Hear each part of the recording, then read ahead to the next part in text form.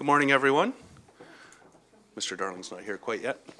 Good morning, everyone. Welcome to the Regional Services meeting. And before we get started, I'd like to recognize this meeting is taking place on the traditional unceded territory of the Coast Salish people.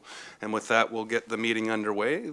If we can go over to Mr. Barry. First item.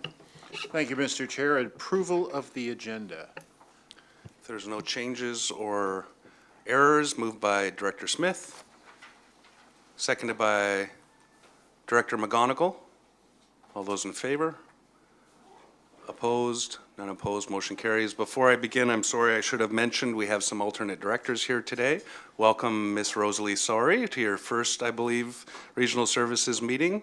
And we've also got our alternate director, Christopher Justice, and I believe we have alternate director Dave Darling joining us hopefully shortly. Moving on, Mr. Barry.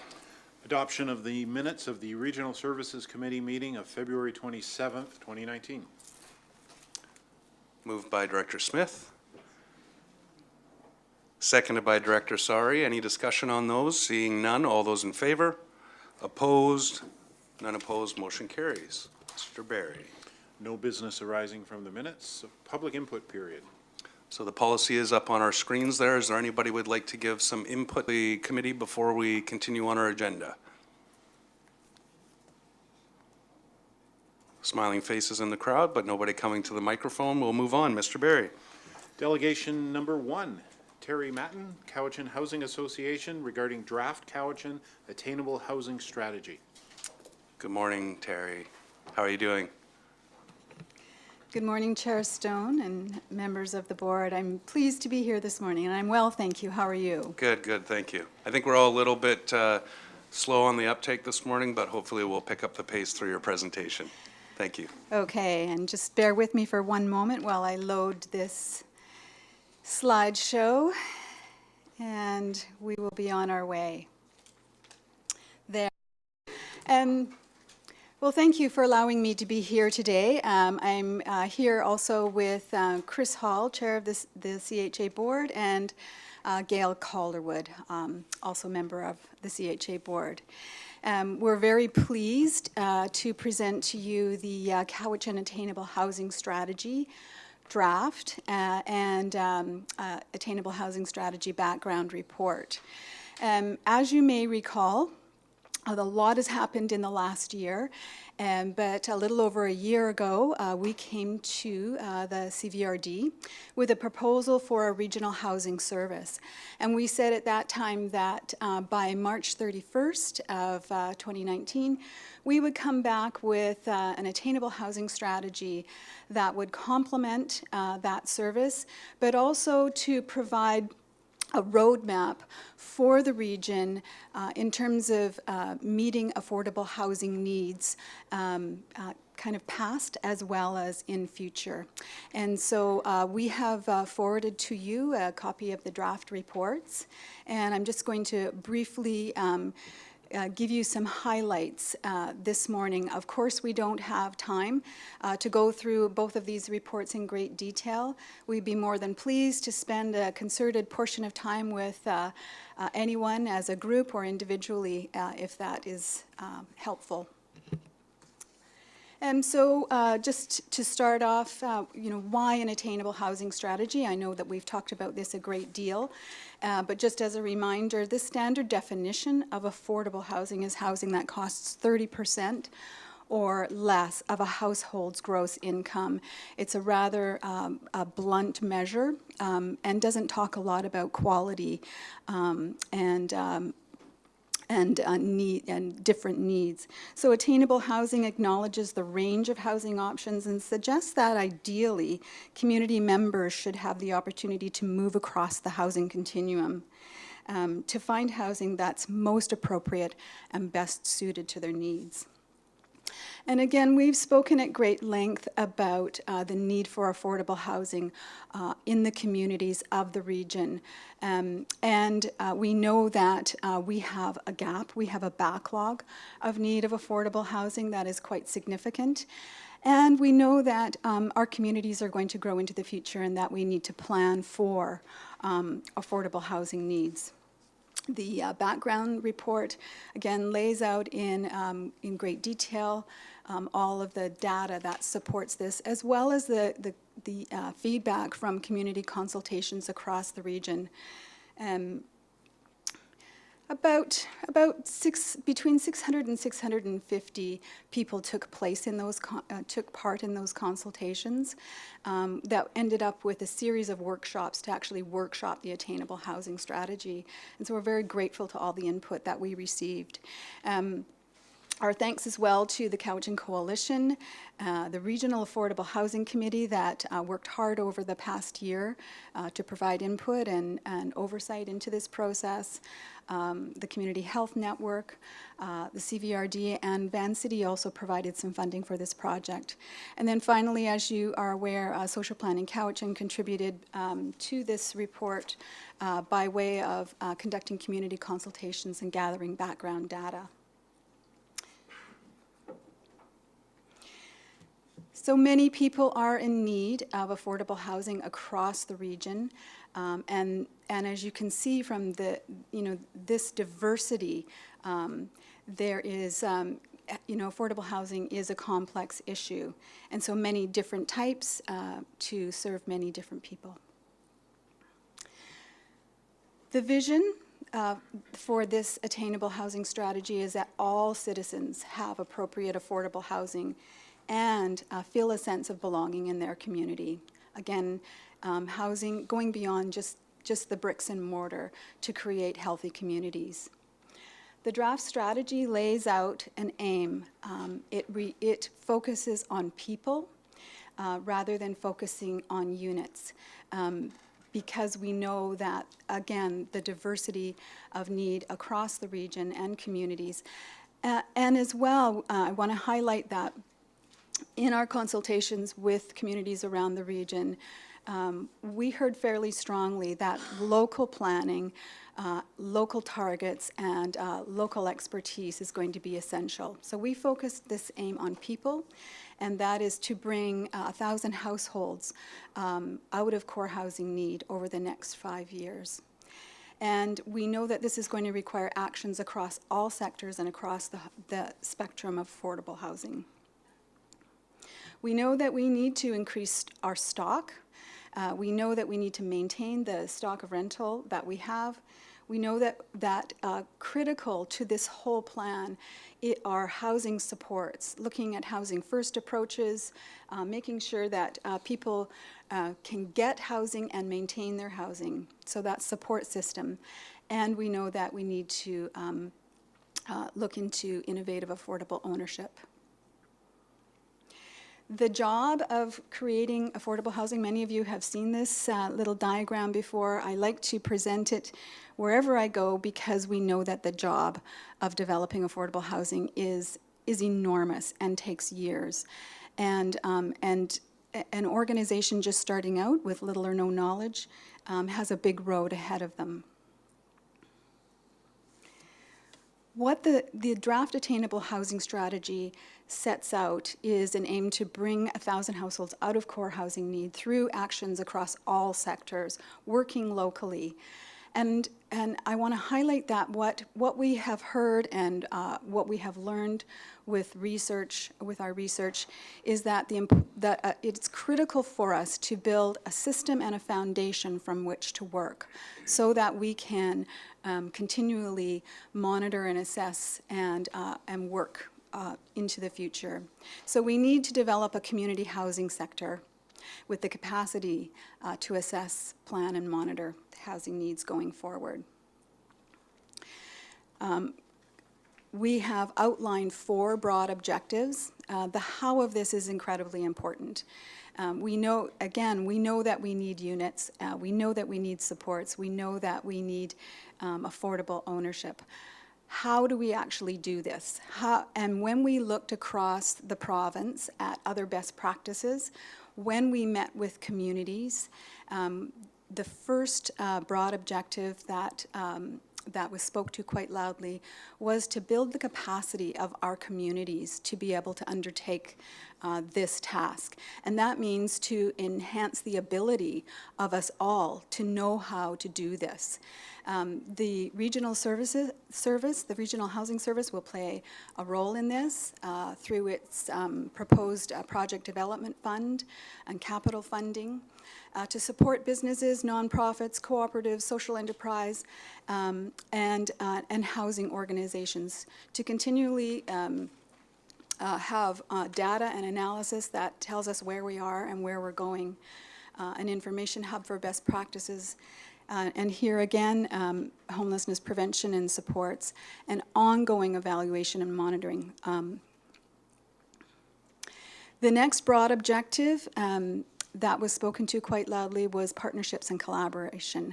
We need to be working together, we need to be sharing information, we need to have a coordinated regional process for advocating for affordable housing projects within the communities and to other levels of government.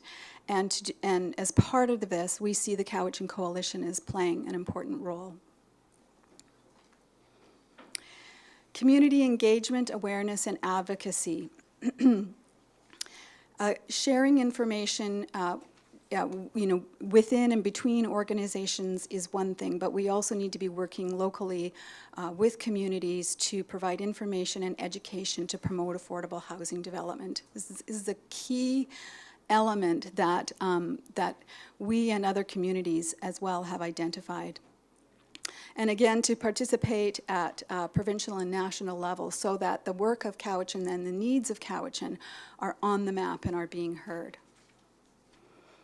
And then finally, enhancing local government policy frameworks. This aspect came up, probably was the most often mentioned in our community consultations. But we have included it as one among equals because all of these objectives are important. But again, local governments, by way of their official community plans, can recognize and prioritize affordable housing. And flowing from that, local governments can address their zoning and bylaws, and local governments can explore other initiatives to promote and encourage affordable housing. The draft Attainable Housing Strategy lays out a detailed implementation plan with actions over the next 5 years. Again, I don't have time to go through all of these with you today, and we encourage you and hope that you will read that in detail. Just one moment, please. The draft background report and Attainable Housing Strategy are being circulated widely throughout the region to all of the participants who have taken part in the process, to yourselves, to other local governments, with a request for feedback by April 15th. We would like your feedback on these reports, and we would like to ask that you refer these reports to staff for feedback by April 15th. And we want to stress how important your partnership is in this process. Again and again, we need actions across all sectors to make this work. No one sector can tackle this issue alone. And to that end, we'd like you to consider upon your review of these documents, your formal endorsement. And we'll be following up to invite your commitment as a partner on these issues at an April 25th community event. And that'll be following shortly, an invitation and also a request for partnering in this whole plan. I believe Chris Hall has a quick word that he wants to convey to you, and then we'll be open to questions. Thank you. Thank you. I won't take up too much of your time, but first of all, I did want to say that as a board, we've been incredibly last little while. It was about a year ago that Terry said to us that she felt the need to sort of step back from the amount of work that she'd been doing, and so over the last number of months, Terry's been very focused on completing this Attainable Housing Strategy. Most of you will know that Terry is rigorous in terms of doing data collection and analysis and stars at that. So as a board, we presented material to you last January, or this past January rather, and identified a number of things that we were going to be involved in and undertaking. And one of the ones, which I'm pleased to announce today, was that we did do a search for a new executive director. We've hired a gentleman who will be joining us on April the 8th. He comes from the city of Nanaimo, where he has been instrumental in helping them formulate and develop their program for just what we're trying to do. So he comes with experience from where they are, which is a number of years ahead of where we are, and comes with a background and familiarity with all of the players in the sector, has a strong background in the Cowichan Valley. His name is John Horn. So we're thrilled that he's coming. Along with that, we had also indicated that we would be re-examining how Cowichan Housing itself organizes and how our governance structure works. And so there's been a considerable amount of work that's been done on that. We recognize that since funding for our work comes predominantly from this organization through your collection of taxes, that everybody should have an opportunity to be a member in Cowichan Housing Association. So we'll be looking at, over the next number of years, trying to initiate that and get that built up. We're also in the process of recruiting new board members and so forth. In our work plan that we submitted last year, we outlined what we wanted to kind of accomplish this year, and we're keen and eager to do that. We have done a number of background reports on how we foresee things being structured, and that's all laid out in that document that we gave you last January. So we're thrilled to be able to get going on this. We recognize the task, as Terry has pointed out, is going to be significant, but are confident that with everybody in the community recognizing the need and being prepared to be a partner in whatever capacity they can, that we'll get this done. So thank you. Thank you both very much. I'll turn to the committee to see if they have questions or comments. Director Yanni DiNardo. Thank you, Mr. Chair. I just wonder, I have a couple of questions. One is, who is Cowichan Coalition? Hi, Terry. Hi, my apologies. I was using shorthand. The Cowichan Coalition to Address Homelessness and Affordable Housing. Okay. It's also known as the Cowichan Housing and Homelessness Coalition. Okay, thank you so much.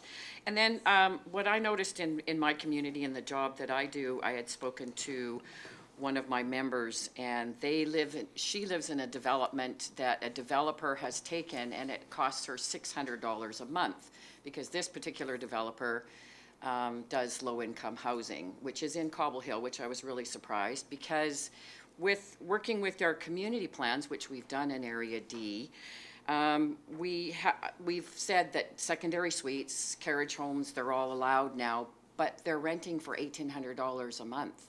So I had thought that if we brought more stock in, that the rents would go down, but apparently it really hasn't. So I see that there's 30% or less of your household income. How are we going to do that? We do that by looking at all of the models that are available to us.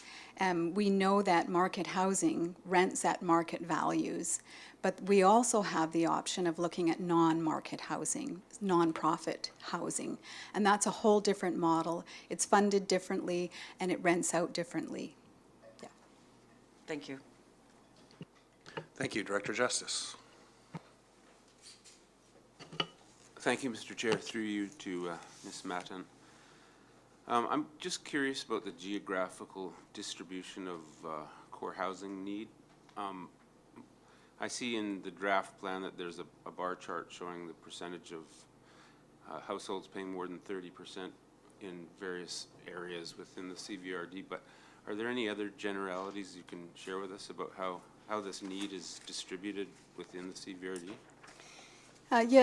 Yes, I can. In the Attainable Housing Strategy document, the bar chart shows actually the number of households in core housing need across the region by community.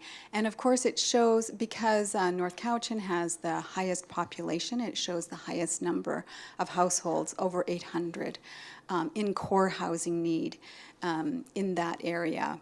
But I do have, I think there are some other things to pay attention to when we're talking about housing need across the region and within communities. And that is the rate of core housing need, a percentage of the population. And when we look at the rates of core housing need, that shows up a little bit differently. And it shows that, in particular, the City of Duncan, Town of Lake Cowichan, areas in F and I are higher on the vulnerability scale. The background report, again, looks at a number of indicators. Core housing need is only one indicator. It looks at percentages and numbers of households within each area of the region that are paying 30% or over in terms of their rentals, and in terms of their ownership costs as well. Thank you. Thank you. I don't see any more hands. I just had a couple of comments. First, as a bit of a data analysis geek, I really do appreciate the data, and even more so the analysis. The conclusions that are derived from the data are very sound. And I think it's an absolute key into making informed, fact-based decisions at a policy level for all local governments, not only our regional governments, but our municipalities as well. And also the evaluation and monitoring, because it's such a rapidly changing landscape. That's, I think, a key to making sure that success continues after the initial push gets underway to be able to look at those. And from Director Yanni DiNardo's comments, I think we're all finding that we can't supply our way into affordability when our area and our region, which is a great complement to the way of life that we offer here, is in such high demand. It seems like every time a new unit's created, it rockets up to the top of the market scale, and very often, unfortunately, isn't affordable for most people. And being in some of these newer built carriage homes or suites, they're often very nice, with high-end finishes, and in themselves aren't going to, the desire seems to be attract a higher value renter, if you will, which can be great for a homeowner to help them provide affordability, but doesn't provide affordability in the rental stock. So I just wanted to make those comments because I think that they align with my need for facts and analysis to be able to support the strategy moving forward. And I do appreciate the work that you've all done leading up to this point, and I do look forward to some of the implementation steps that will hopefully improve these metrics and data as we move forward. So I was about to close, but Director McGonigle's come in late. Director McGonigle, thank you again. Better late than never. Thank you very much, Ms. Matten. Thank you. We seen this presentation last night at the Town of Lake Cowichan, and thankfully I was able to see it within the PowerPoint tonight because we were lacking that technology. It's not attainable in Lake Cowichan. But I'm glad, as I said last night, that you have utilized the word attainable instead of affordable. We struggle with affordability on the definition of that as to where you sit, whether it's in the market or as a developer. And I think as in other communities, you talk about local government policy, et cetera. The Town of Lake Cowichan, along with other communities in British Columbia, are looking at initiatives to move forward with enhancing that market and ways to implement affordability and attainability. Such things as rental-only zonings within your OCP and DCC reductions when legally possible. So the collaboration between local government policy and procedure is incremental to attainability, in my opinion. Good comments. Director Acton, I'm sorry I missed you. Okay, thank you. Director Marsh. Thank you, Mr. Chair. I just wanted to wish Terry well in her Thank you. next endeavors and thank her for, I think, well over a decade I know of that you've been working on these and other matters in the Valley. And to your board, Gail and Chris who are here and the other members who aren't here, please convey our gratitude. It's always amazing to me how many people volunteer their passion and their expertise to try and make Cowichan better. And I just wanted you to know how much appreciated it'll be. And you'll be missed. Thank you. Thanks. I have no more people on my speakers list. So once again, thank you for all your work and all of them. And I know we will miss you. So I know we'll keep seeing you in other capacities in the region. So I thank you for all your work and your entire team. Thanks. Thank you again.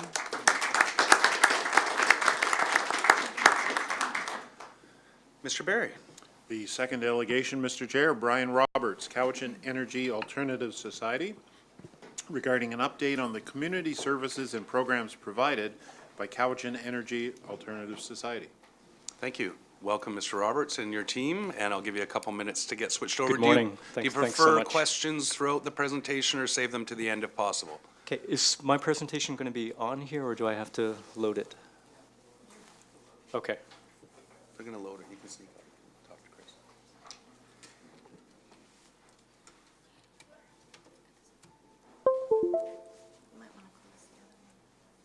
Right.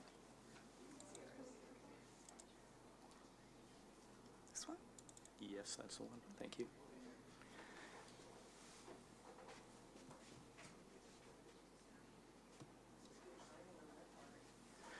Well, good morning. morning. Thanks so much for having me. It's hard to believe that it's been 12 years since we actually first sat down with staff and directors and envisioned a community biofuel facility where we can recycle waste cooking oils, convert that into biodiesel and other green petroleum replacing products, and create community amenities where people can actually access low carbon fuels in their community. It's something that no other community really has. And so it's something that's very, very unique and something that's been, I think, a real success in many different ways. And so in that time, I presented to you many times, and so I'd like to try and do something a little bit differently this time. I'm very happy to have two of my directors here today, Bruce Sampson and Pierre Dahlstrom. And also, I have some of my staff as well. And so what I'd like to do is I'd like to present to you today the future of Cowichan Energy Alternatives and of Cowichan Valley, Chantel Carden and Dylan Smith. And I'll let them take away the presentation today. Excellent. So nice to see you all this bright and sunny morning. So my name is Chantel Carden. I'm the Communications Manager and the Program Manager of the Community Carbon Marketplace, and that's a program administered here at Cowichan Energy Alternatives. So who are we? Cowichan Energy Alternatives is an environmental nonprofit located here in the Cowichan Valley. Our vision is to create resilient communities and a healthy planet, and our purpose is to empower people to adopt sustainable practices that support resilient communities and a healthy planet. Our motto is to lead by example and advocate by doing. And we do this by facilitating and developing direct solutions that become replicated throughout BC communities to stimulate the growth of low-carbon local economies. So, what is a challenge that we currently face? To put in brief, a global challenge that we face are emissions from transportation. In BC, 58% of the province's total greenhouse gas emissions are from transportation. And on a more rural and local level, 72% of emissions in the Cowichan Valley are from transportation. The International Panel of Climate Change states that without aggressive implementation of policy, transportation emissions may increase at a faster rate than any other energy end use. So what are some solutions? Local governments can support a shift to electric vehicles and/or transition to renewable fuels such as biodiesel. And it's an important consideration to remember that electric vehicles do require a long-term approach and initial infrastructure investment, which can be quite costly. So biodiesel can be implemented in existing vehicle and fueling technology. So what is our current BC government doing to implement cleaner modes of transportation in the province? According to the Clean BC Plan, BC's goal is a 10% reduction in carbon intensity fuels by 2020 and a 20% reduction in carbon intensity fuels by 2030. This is being mandated. In addition, according to a survey implemented by the province, 90% of respondents actually support a BC low-carbon fuel standard. This exemplifies that there's public support already existing for cleaner transportation in the province. So, with regards to a more local scale and climate action objectives here in the Cowichan Valley, the City of Duncan has committed to become carbon neutral. The CVRD has publicly stated its commitment to understand, mitigate, and adapt to climate change to ensure a sustainable future of its services. And a goal of North Cowichan is to increase its overall biodiesel consumption. These are just examples that we've pulled from several different reports. And this is our hub. This is how we create and facilitate these direct solutions to the challenge of rising emissions. CEA administers each and every one of these programs and/or organizations to create resilient communities and a healthy planet. So I'm going to hand over the table to Dylan, and he's going to explain a little bit more of the Cowichan Biodiesel Co-op. That is one of our oldest programs here in the Cowichan Valley. Thanks, Chantel, and thank you everyone for having us here today. My name is Dylan Smith, and I'm the operations manager at Cowichan Energy Alternatives and the Cowichan Biodiesel Co-op. So the co-op is CEA's oldest partnership, and since 2005, we have distributed over 350,000 liters of biodiesel to our community, resulting in over 1,000 tons of CO2 equivalent being reduced. We've recently been the focus of an international research project based at Universidad Iberoamericana in Mexico City, and we're also winners of the EcoStar Transportation Shift Award hosted by Synergy in Victoria recently, in large part due to our partnership with the CVRD in developing biodiesel blending stations in the Cowichan Valley. Just a quick summary of some of the environmental benefits. It's quite clear from this data that even modest blends of biodiesel offer considerable environmental benefits in terms of tailpipe emissions when using biodiesel. Some of the key ones to note are the carcinogens, which are reduced even at low concentrations of biodiesel and reduced significantly at higher levels. Another key takeaway is the notion that biodiesel recycles atmospheric carbon dioxide rather than introducing additional buried carbon into the atmosphere, which is the case with petroleum fuels. The takeaway is that as long as we keep planting the next crop of canola oil, that CO2, which is reduced from fueling our vehicles, will be recycled and fixed and returned to the earth and eventually to fuel. Biodiesel also has a number of critical mechanical benefits that make it a superior fuel. Not only does it burn better in compression ignition engines, it offers higher lubricity, which reduces wear and tear on engine components. This also leads to smoother and quieter running of engines and a cleaner fuel system, which leads to more efficient combustion. Over the past 15 years working with our community, we've collected a number of testimonials from our members, who include individuals with commuter cars, organic farms and vineyards who fuel their tractors and stationary equipment with biodiesel, fleets of buses, specifically CVS Cruise Victoria, which fueled their fleet on 100% biodiesel with no issues, and the city of Duncan, whose curbside collection truck has been burning B20 for years. Okay, with that, I'm going to give a little bit of background and on some of the benefits that have been obtained by the CVRD through this partnership. And so one thing this is kind of important to take a look, and one of the scorecards that we really look at a lot is the amount of carbon that's being reduced, or is the carbon footprint of our community growing, or are we able to start reducing that more? And so one of the ways we can look at that is that through the CARB reports, the CVRD reports on their carbon emissions every year. We can see carbon emissions had been going down in 2015, but then went up again in 2016 and quite sharply in 2017, a 16% increase. We can see that about 30%, between 25 and 30% of the carbon emissions in the CVRD are generated just from their diesel fleet, which is quite large. We have the exact numbers for diesel consumption in 2015 and 2016. We have an estimate for 2017 based on what the growth was, but it's very likely that actually the diesel use was more in 2017, and that probably corresponds to the increase in emissions, but we don't have all that data just yet. When you look at using B20, we can significantly reduce emissions, and we can see there was a significant reduction, even in 2017, about 40 tons of emissions. But it's been inconsistent, and partly because when we had some growing pains when we were starting, the pump was a pilot project. It was a prototype, and we put it together on quite a slim budget because the CVRD didn't have a dedicated budget for putting in a pump, and neither did we. And so we came up with a really interesting way of doing that by using basically surplus pump and then creating our own point of sale system. And we've learned an awful lot from that. But what we can see here, again, as I said, is that there's real potential for significant emissions reductions by focusing just on the diesel fleet. It's kind of low-hanging fruit. So, yeah, 25. So one of the things also, we do have a grant and aid that is, I think, going to be in front of the board very soon.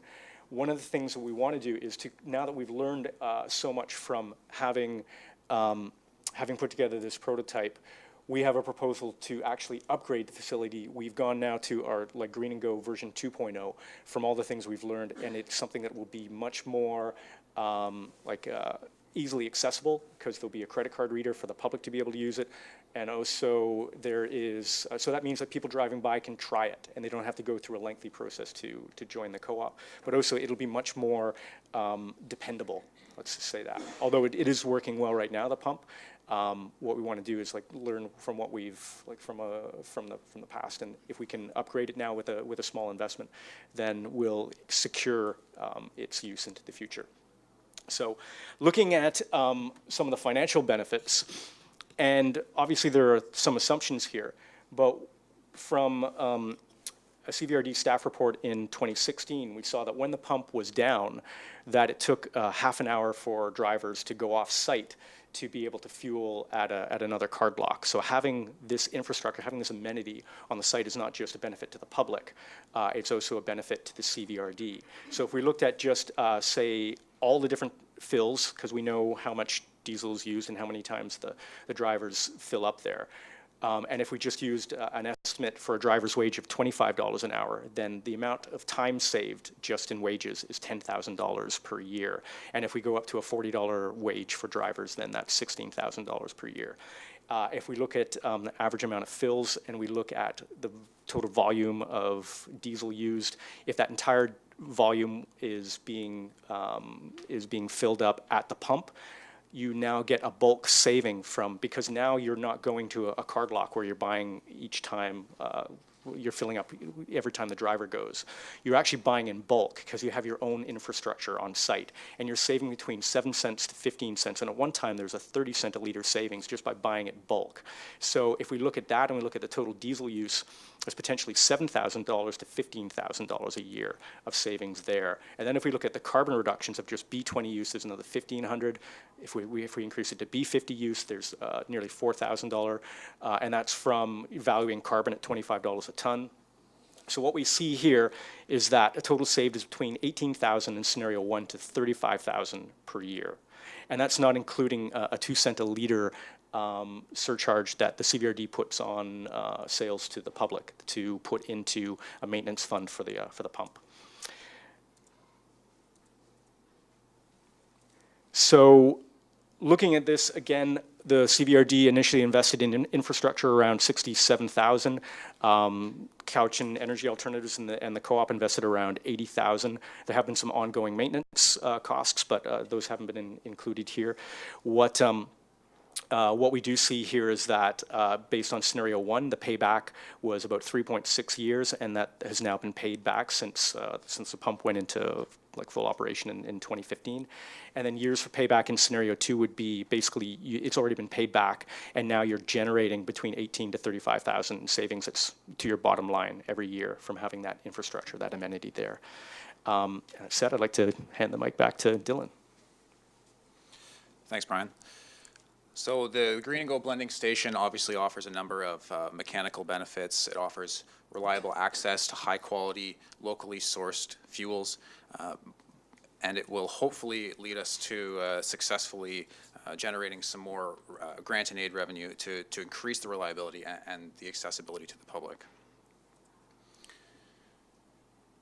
Our newest Green and Go blending station, Green and Go version 2.0 as we're calling it, is ready to launch this spring with our partners at Cowichan Petroleum Sales at 2999 Allenby Road in the south of Duncan, which is a partnership that's been ongoing for over 10 years now, and they've been a gracious supporter of our blending station.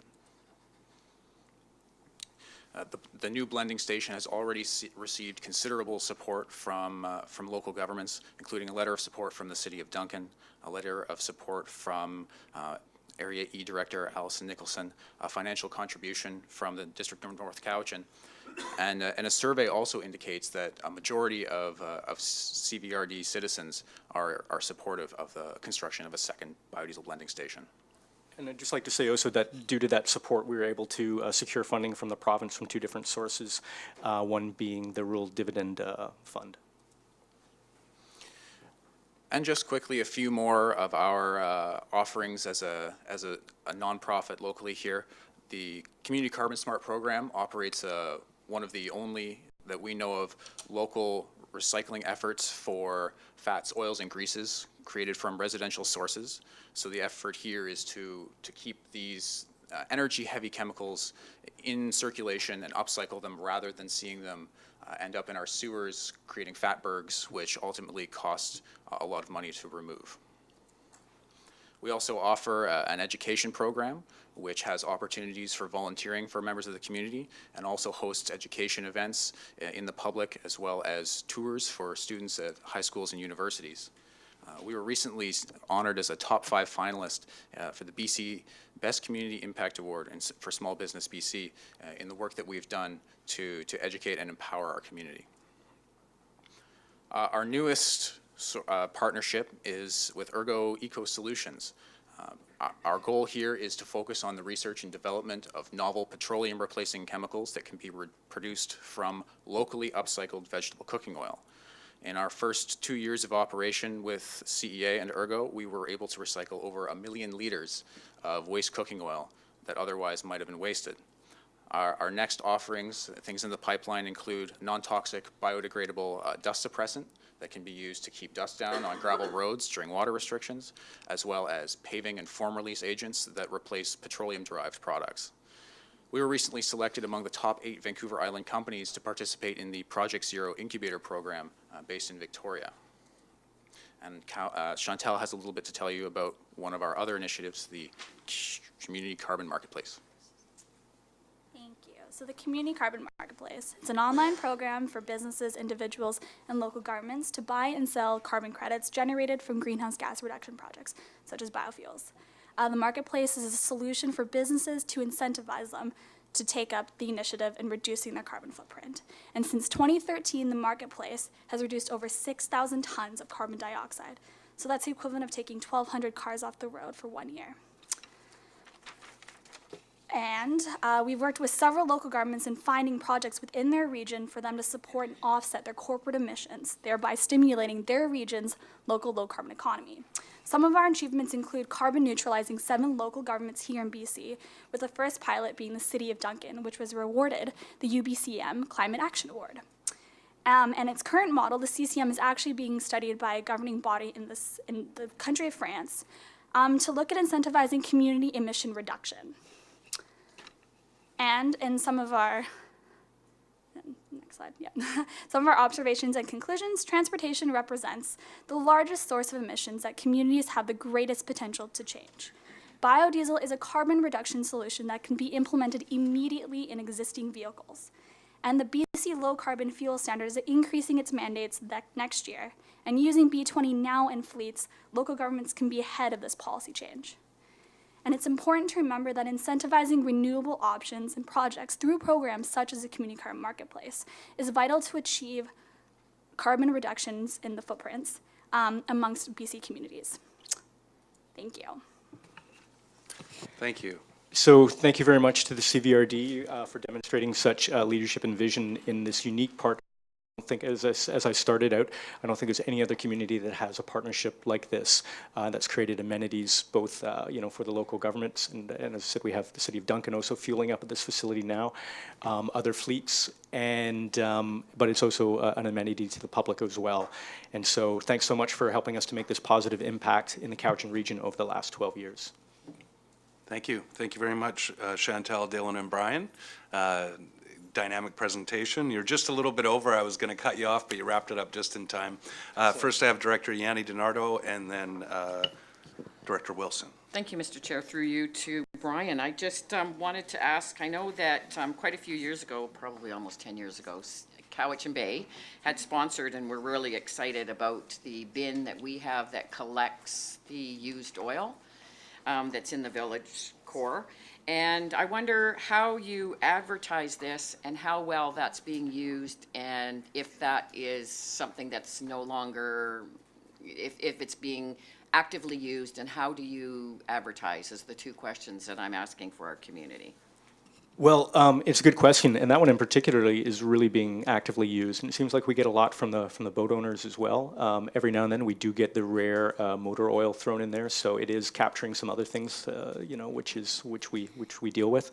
But yes, that one in particular is doing very well. And so how it's advertised, we're very happy that the CVRD itself lists it on as one of its recycling locations. And I think that's on the webpage, and I think Dylan would be able to tell you from having crawled in there to to be able to collect all the cooking oil that one is very well received, and it's been quite successful. So just follow up, Mr. Chair, thank you. So is there more than one of those bins around, or is there more of those bins around for people? Is that also, sorry, I'm not familiar with it on the website. There are, and so we have bins at every CVRD recycling location. We have one at Mead Creek at Peerless. We have one at Bings Creek as well as our first drop-off kiosk. And so there are some other ones outside of the Cowichan region as well. We'd love to be able to set some other ones up. The one in the city of Duncan, unfortunately, we had to pull out because there were just getting so many. There were just too many things, too much garbage being thrown into it. Everything from some used needles and there had been a Goodwill bin there before that people were dropping off clothes, and when they removed the Goodwill bin, people just kept on bringing clothes, but they put them in our bin soaking up oil instead. So it would, unfortunately, there's some public education involved with cooking oil recycling still. Yep, so that's what I was alluding to, so it'd be good to have some more public education, as well as maintenance. How often are those cleaned and washed on the outside, or cleaned out and washed on the outside? Because I noticed it looks pretty grubby. After a winter, it's quite messy. Right, and so it's great that we get feedback from people, and I think we actually did hear from CVRD staff about that one. So we just recently went out and cleaned it, and so what we'll do is we'll just make that part of our regular schedule to assess it and see when it needs cleaning. Yeah, it is kind of it's a dirty business for sure. So trying to keep them clean sometimes takes a little effort, but certainly there's, yeah. Thank you. I have Director Wilson and Director Justice. Thank you, Mr. Chair. Through you to Brian. I know that biodiesel's been around for quite a time, and you guys do a good job. How do you control the quality? Do you have regular inspections and regular analysis of the product you're producing? Right. It's a very good question, because one of the reasons. So if you think about what we're doing to a certain extent, we're trying to kind of recreate like an integrated oil company to a certain extent, and do all the things that they do. From, like, instead of drilling for oil, we collect the cooking oil. Instead of having a big multi-billion-dollar facility to process that, we have a small microbrewery where we produce biodiesel, and then we also have to kind of create our own fuel stations, and we have to do this without the billions of dollars that they have, and so the fuel itself, one of the reasons why it was great to have the co-op starting was because we weren't actually able, there's a real cost threshold with being able to do all the quality testing. And at the scale that we are operating at, we just actually couldn't afford to meet all of those testing standards. Although the fuel that we're making, what we do is we do in-house testing of the fuel that we make to the point where we're very confident with it, and of course we've used it for many, many years. And that's a great thing about the co-op in a way that the co-op members all realize that when they're using the locally made fuel, that we can't guarantee it meets. Even though we do our own testing, we can't afford the national suite of testing, which is about $2,000. It would add about $1 a liter to the fuel. So what we've done is, when we brought the CVRD and other fleets on as partners, so we still make our fuel and we provide that to the members who are kind of the diehards. They want the local fuel. They're fine with the quality because they've been using it for many years. But when we started bringing on fleets that had warranties, we actually created a partnership with other fuel producers to be able to basically, so we ship the cooking oil out, and then a bigger producer on the mainland produces that into biodiesel, and then they ship back spec fuel. So all the fuel that we actually provide from the pumps meets CGSB or ASTM standards. So all of the fuel meets quality control standards that's delivered from the pumps, because there are, just to meet warranty requirements and other things. And that way we kind of have in some ways like a split market. say the co-op members that want to keep on using the local fuel, they can get that and access that from us, or we do special deliveries to some farmers. But all the fuel now coming out of the pumps meets all national quality specs. Okay. Follow up, please. And as far as you know, then, there's been no problems with any mechanical problems as far as the fuel is concerned? The vast majority of all the experiences we have been good. And I know we have actually had some recent experiences with the CVRD. We're not aware of all the details with the most recent ones with why the trucks have stopped using the fuel. We did produce a report in 2018 that looked at some challenges that there were that the CVRD were having with their trucks. And it was a 15-page well-researched report. I'd be happy to make that available to the CVRD board if you'd like it. And but this most recent issue, we're not aware of what the issues are. But as I said, because the vast majority, like a diesel engine designed to run on diesel and biodiesel B20, should be no mechanical issues with such a low blend of biodiesel. And so we think that maybe there's something specific here with the CVRD, and I think that if we get in and we examine that, then we should be able to come up with a positive way to address that. Thank you, Director Wilson. Director Justice. Thank you, Mr. Chair. I guess following up on some of the things that Director Wilson was saying, I was actually just a bit curious about what some of the rate limiting steps are to expanding the biodiesel enterprise, whether they sort of fall into sales, general area, or production. Can you get enough oil to make enough fuel, or is it the demand that's not that would be limiting you? It's a really good question, because at any one time, one of those things is a limiting factor. As I've said, like from the collecting of the cooking oil to the processing that to the actual distribution of it, any one of those things can be a bottleneck. And at first, the production was a bottleneck until we created the biofuel facility, and then we had a very, very modest increase in our well, actually at the time it was a leap in our production capacity, but then quickly the demand started to outstrip our ability to supply it. And certainly cost is a huge limiting factor. So when oil was $150 a barrel, we were producing our biofuel at 25 cents a liter cheaper. When the energy market crashed in 2015, 2016, then all of a sudden we were about 40 cents a liter more. And we had to come up with some pretty creative ways of being able to, that became a huge limiting factor. And another limiting factor, of course, is being able to get the fuel to people in the convenient, accessible way that they become accustomed, which is like a gas station, just like any other gas station. And the first prototype pump that we did at Bings Creek was our first attempt at that, but you still have to have a membership to be able to access that.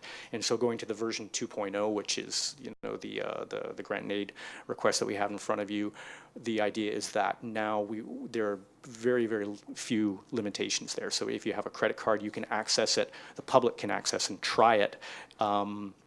If they just want to try it to see if the fuel works without having to go through all these other different kind of barriers, having to call up the co-op or start an account.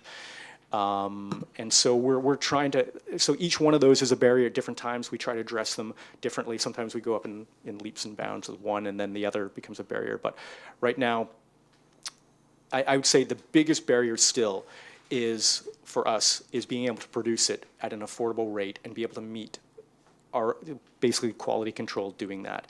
And so we would have to greatly expand the production to be able to do that. It's an economy of scale thing. We're just not going to be able to do it there. We can produce fuel, as I said, for our co-op members who don't need us to meet these other bars. But it's one of the things that we're looking for, actually, and we've been talking to some of the directors about where like a bigger location would be that eventually we'll look at expanding the production. And then when we do that, there's a lot more cooking oil that we could be using. We're collecting about 500,000 liters a year right now. It could be much, much more than that. Thank you. Thank you. Director Staples. I just have a question, and sorry if I didn't get it, but the carbon tax, is it still being charged on biodiesel? Yes, it is. Yes, it's definitely been a bit of a thorn in our side for a while, almost comical. that's still going on, and so the carbon tax is still charged on carbon neutral, like so 100% biodiesel, which is carbon neutral, it's charged the same carbon tax that petroleum is right now. And fortunately for the local government, you get it back. You get your carbon tax back because it's revenue neutral, but for the public, they don't. And so we're very fortunate that Sonia Furstenau brought this up in the legislature and had Carol James basically first time admit that that if they focused on the carbon neutral component of biodiesel, that there should be a way that they can do that. And Pierre Dahlstrom just wrote a letter to follow up on that just a little while ago. So we're hoping to hear back some positive news. Thanks. Great, thank you again. I don't see any more questions or comments from the committee. So again, thank you all for coming, and much success moving forward, and we'll watch the story develop. Thank you. Excellent. Thank you so much. Mr. Barry. Yes, moving on, moving on to reports. The first report from the Community Planning Division regarding demographic, housing, and employment projections for the Cowichan Valley Regional District.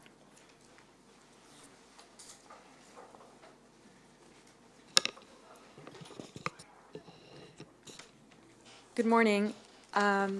It's just going to take a minute or two to hook up our guest speaker's presentation. And while he's doing that, which it should be quite brief, I'd just like to introduce him and welcome. Well, actually, while you do that, we're just going to take a quick 2-minute break. A Sure. couple of directors have asked for a quick break. So directors, please, 10:30 at the latest, because often these turn into several minutes rather than 2. Thank you.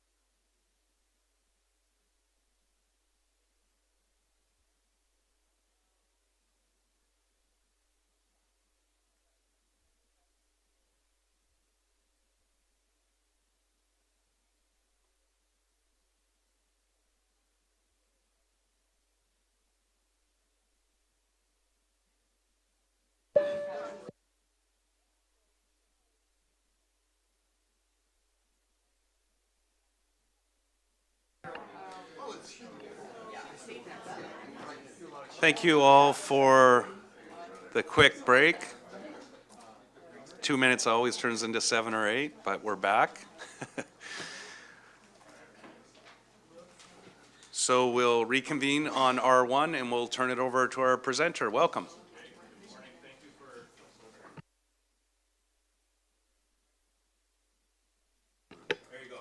Thank you.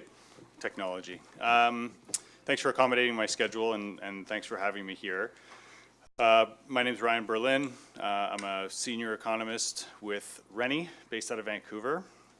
And in my previous life, I was a principal at a consulting firm called Urban Futures, which some of you may have heard of, some maybe not. Relatively small, but we've done a lot of population and employment and housing analysis and projections for communities throughout BC, but specifically here on the island as well. So we've done a lot of work with the City of Victoria and the Capital Region as well. I think most recently in 2014, where we did some small area forecasting at the traffic analysis zone area level. And then also in the past with the City of Nanaimo and the RDN with a similar focus where we were looking at very small geographic areas and forecasting at that level. And for use in many downstream contexts, but specifically transportation planning often. And then most recently, work similar to what I've done here for the CVRD. I did some work for the Calgary Metropolitan Region Board, forecasting regional population and then developing an allocation for their 10-member municipalities as well. So it's a bit of background on me. And so the work that we've been asked to do for the CVRD is quite wide-ranging. So I'll summarize it here and let you know what the status of the research is. But I'll spend most of my time today talking through the population, housing, and employment projections. So if you're a data and model geek, in my world that's a compliment. You'll hopefully I'll keep your attention, and if not, well, take a little nap. But along the way as we go, there's a lot of it'll be quite technical, and I would encourage you to just ask questions as we go. There's no need to leave them to the end, and that's probably the best way to keep everybody moving along together. So to start, we developed regional population projections for the CVRD as a whole. So that entails population by age and the components of population change. So what's driving population? Looking at births, deaths, migration from various sources. So intra-provincial migration, people moving to the region from elsewhere in BC, people moving here from other provinces, and then international migrants, including both immigrants and temporary, or what we call net non-permanent residents. So that might be students, foreign students, and temporary foreign workers. Stepping down from there, we developed housing projections that are predicated on the demographic projections. So in other words, how much housing is needed to accommodate not just a growing regional population, but a changing one. So from an age composition perspective. And we did that by two broad structure types or structural forms of dwellings. So ground oriented, which is anything, basically any home with an entrance out onto the street or street level, essentially. No common corridor or anything like that. And then we have an apartment group as well, or classification, which is low rise, high rise, just all types, but essentially you have a common entrance and common corridors within. So we distinguish the two, and that becomes important as we move along into the sub-regional projections, because obviously the size of households and the composition of those households that move into those broadly defined different types of homes are different. And then finally, we developed an employment projection for the region as well, initially predicated on place of work employment data. So I think oftentimes we see employment data presented for a particular jurisdiction, could be a region, could be a municipality, could be a province, that is often place of residence based. So in other words, tells you how many people living within the boundaries of somewhere have a job somewhere. So a lot of those people might work within that jurisdiction, others will work outside of it, but it doesn't tell you how many jobs or what the composition of employment is within a particular set of boundaries. So what we've done here is we've looked at the job base within the region on a broadly defined industry sector basis. And so all of those, I'll walk through this stuff, some of the output here in a second. But all of that has been completed, and then we've stepped down and in draft form now, encouraging feedback and incorporating comments where we can as we go, as we move towards finalizing. The projections are the census subdivision level projections for the CVRD. So basically what we did is we broke down the region into its 9 electoral areas individually, and then 4 municipalities. And then we also recognize that using the Census Statistics Canada definition, Indian reserves, we've aggregated those into a single entity. So we make sure that we account for every part of the region, every person that actually lives within the boundaries of the CVRD. And so we've now developed a baseline scenario of a forecast to 2050 of population, housing, and employment. So population by age, housing by broad structural form, and employment by industry sector. So as I said, the first scenario is a trend-based scenario at the CSD level.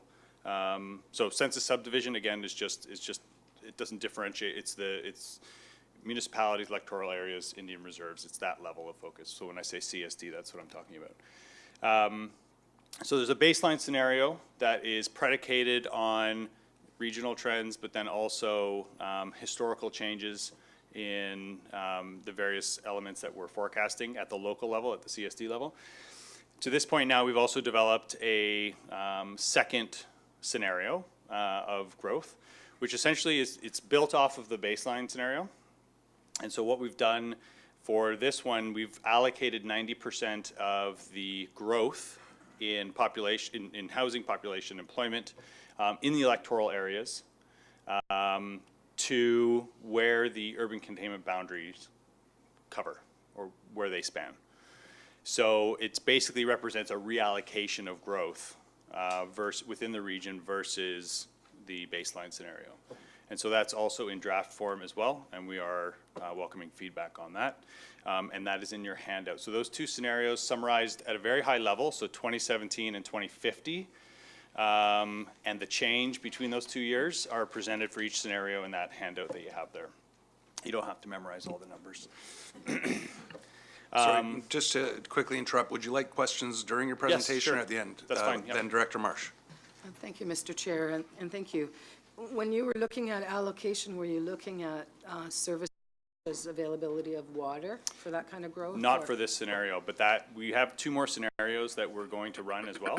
So in total, there'll be sort of 4 futures, and that will be one of the considerations that feeds into a subsequent scenario. What would some of the other considerations be? It might be, we have to determine that, but another scenario might be allocating less growth, so not 90% of electoral area growth from the baseline scenario, but maybe 75%. Into the areas within the urban containment boundary that can accommodate essentially residential development. So to then present the sort of the connection between the inputs, all these models are predicated, the output, the projections themselves are outputs. So I'm not saying we're gonna grow by 1% per year, we're gonna grow by 3% per year. It's a function of the input. So in developing all of these different scenarios, we're able to look at that relationship between different inputs or different paths forward from a policy perspective possibly, and then what that would mean in terms of how many people and homes and jobs there would be. Thank you. Thank you. And another question from Director Yanni DiNardo. Thank you, Mr. Chair, through you. I just wondered about the reserve lands in the population. Is the population from the reserve lands included in electoral areas? No, it's not. Okay, so it's separated out. It's been Okay, thank you. partitioned, yeah. Thank you. Okay. Continue.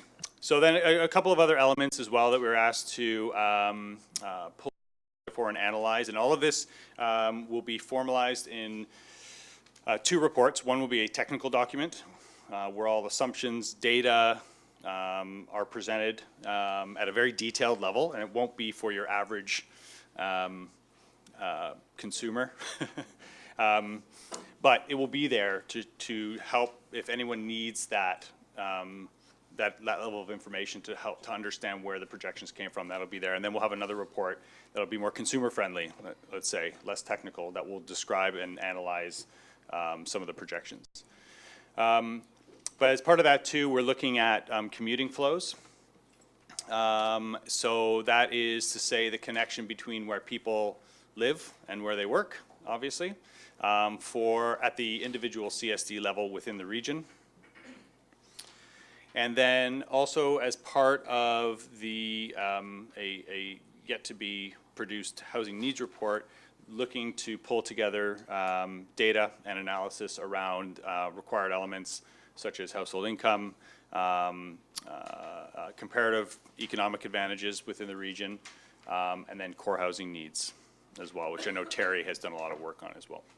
And then the deliverables in the end, again, there will be a technical report, it'll be a less formal, shorter report, and all the output will be provided back to the CVRD in the form of usable Excel files and GIS files as well. Sorry, once again, Director Marsh. Thank you, Mr. Chair. So you mentioned Terry and her data. Will you be utilizing, because she does have quite an extensive. Yeah, when we get to that stage, yes. Great, thank you. Director Kuhn. I'm just looking at your last table there. For Area I, the growth rate is unbelievable. Yes, it is. Is that because of the Yuba Lands development? Did you put that in there, or? So this is purely based, I'll get to how I'll present this stuff, and then maybe we can come back to that. Okay. But you're right, that is a lot of growth. So I just want to make a few, can I, were you going to say Continue. something? I was going to make a few comments on the nature of the and how they should be interpreted from my perspective and what my intention is in producing them in 1 second. So data sources as well. All the data that are used in these models are, I would say, generally publicly available. I mean, they're from StatsCan or they're from local planning departments. The StatsCan data, some of it is literally available to anybody who goes onto the web and digs around for it. Some of it is custom ordered by us for the purposes of exercises like this, where we're modeling at a detailed geographic level with specific parameters. But it all comes from, all developed by StatsCan coming out of the census, as well as labor force survey data, population data from Demographic Estimates Compendium, which is StatsCan's annual publication of population, historical population by age, sex, and all the components for Canada, provinces, and regions. And then the national economic accounts as well for our economic model for BC. Okay, so back to the projections here. So a few things, because I've gone through this exercise a number of times, many times over the years. And I think there's a tendency on my part, for sure, when I see forward-looking numbers to think that is the future. And I start to question, well, why is that the future? So in this case here, what we're trying to do is not predict what the region will be. What it is to provide a cause and effect, shed some light on cause and effect here. And that's part of the reason why we're doing a number of scenarios as well. To say, here are some possible paths for the region. So from a policy perspective, if you go this route or this route or this route, this could be your future. And so to the extent that any one electoral area, municipality, or the region as a whole wants to follow that path, then it's important to set up a method of monitoring process and growth and change over time to ensure that any policies that are enacted are having their intended purpose, which is to keep growth on that path. But conversely, if it's not a desirable outcome, then policy can be crafted with the hopes of achieving a different future. So it's just to say that these projections are not predictions. They're also out to 2050. So anytime you're forecast, so they're going to be wrong. Every single number. When we get to 2050, we can open it back up and go, oh, wrong, wrong, wrong, because a lot can change. So as part of this exercise as well, I always encourage the continual updating of you don't have to hire me. I would hire somebody else actually.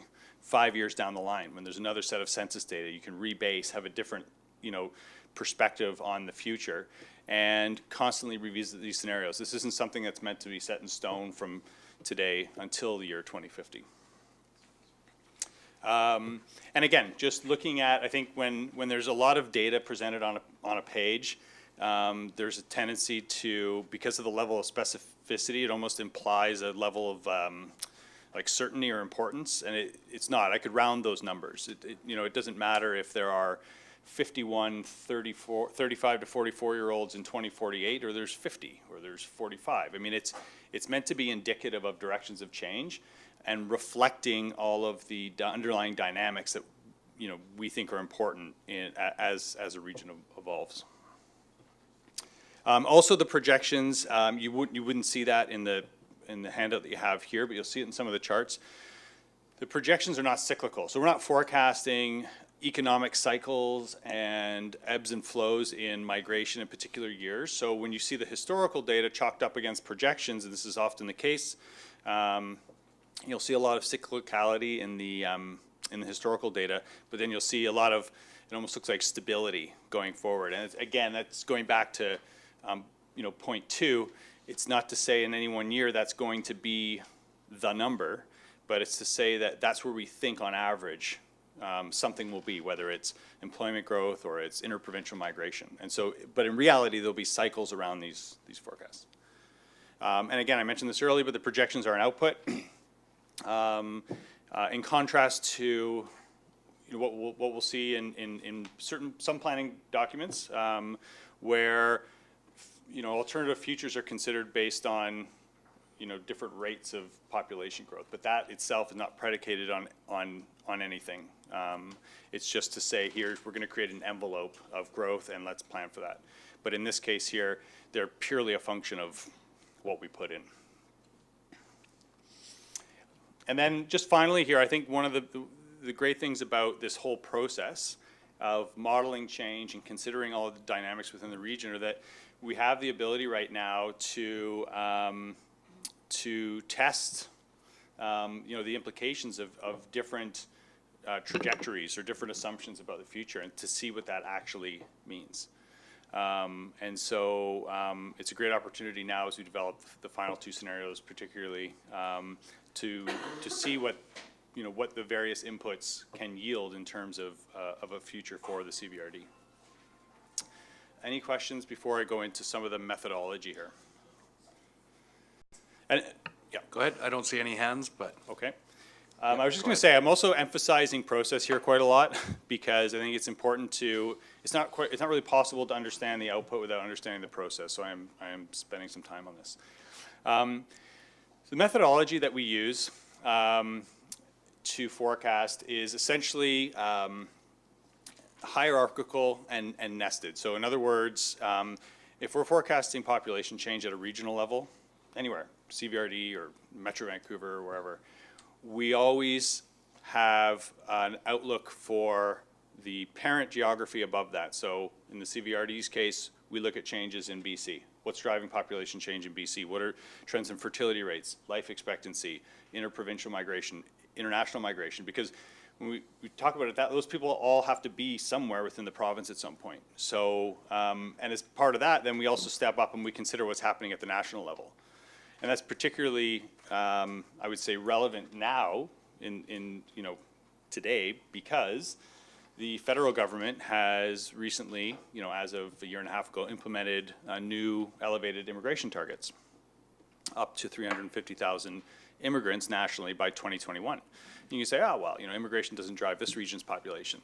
But it does drive other regions' populations, and it also drives interprovincial migration. So, or I shouldn't say drives it, but it's an influencer of. So we feel it's important to consider what's going on beyond the borders of the jurisdiction that we're looking at. So starting with the, I'll very quickly summarize our Canadian outlook and BC outlook. But just for the region here, we employ on the demography side, a cohort survival model with migration. So again, it considers on a single years of age basis, on an annual basis going forward, age, sex, birth rates and births, death rates and deaths, and then all of the migration flows, the individual in and out flows. So not just net migration or net interprovincial migration, but inter-ins and inter-outs. And then we put it all together, and then each year it yields a population. That's the output. So to my point here about looking at the national outlook, these are the components of change for Canada, just summarized 30 years back, 30 years out, but our model runs out to 2070. But just to give it some symmetry here around the current data, which go up to the year 2017. You can see where I was talking about the immigration targets lifting the flow of immigrants into Canada up in the short term. That policy is driven by a need to bolster the workforce. We have an aging population nationally. Without immigration, our population would decline within the next decade. But even with our previous levels of immigration, the labor force was projected to grow at under 1% within 15 years. So unless we see massive gains in productivity, then you can see how that might impact our ability to grow the economy as a whole. So in order to counteract that, one thing that the federal government done is said, we're gonna welcome more people in. On a skills basis, 70% of immigrants are in the economic class. It's to come here to work and contribute. And so that's what drives our forecast for Canada. That then feeds into our outlook for BC. And we are bullish on BC's prospects, both short-term and long-term. And so we expect international migration, so it's immigrants, it's also non-permanent residents, to be the driver to population growth. What's really interesting is that even with robust immigration and positive net interprovincial migration, natural increase, the difference between births and deaths, would become natural decrease within about 15 years. So more deaths than births every year. That's because we have an aging boomer cohort and our fertility rates have been below replacement since the early 70s. So this is context for the CVRD. And so today, if we look at 2017 data, this is a percent distribution. So we have, this is what we call an age profile. They called it an age pyramid back in the day when people started looking at data this way because it looked like a pyramid, because it had all the baby boomers right at the bottom and very few older people.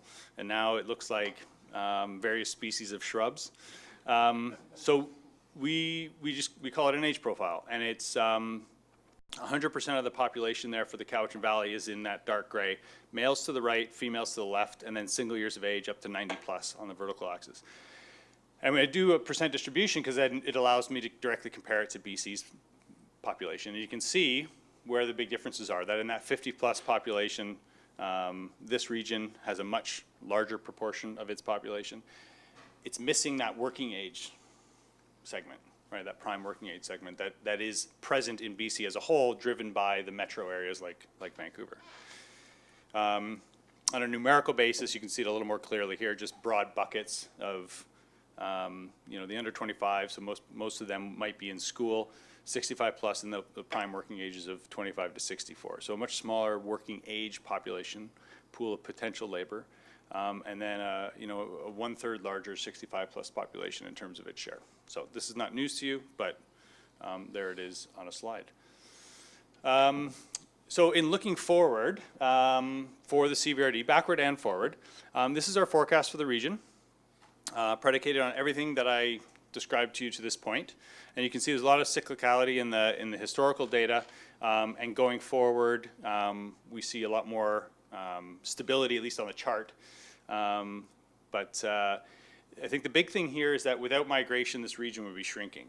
So even with migration, remember that migrants are young, right? So they're between the ages of 25 and 34 typically. They either come with small kids or they have kids after they come. And so if you remove those migrants from the population, you automatically just get older as well, right? And so even with these young migrants who we expect to continue to come here on average going forward, natural increase would remain in negative territory. So that is a very real headwind to growth for the region. So our expectation going forward from a base of 2017 is about 23,000 additional people. And a growth rate, though, that is falling from 1.4% today to 0.4%. And I heard you talking about BC Stats numbers earlier, and there are many different sources of data that are derived in different ways, but also data are updated and published, or published and updated every year as well. So these numbers are also, and maybe you hate to hear this, but these numbers are always evolving. Even the historical data are always evolving. They shouldn't be evolving in such a way that it fundamentally changes our understanding of a region, but they're always evolving.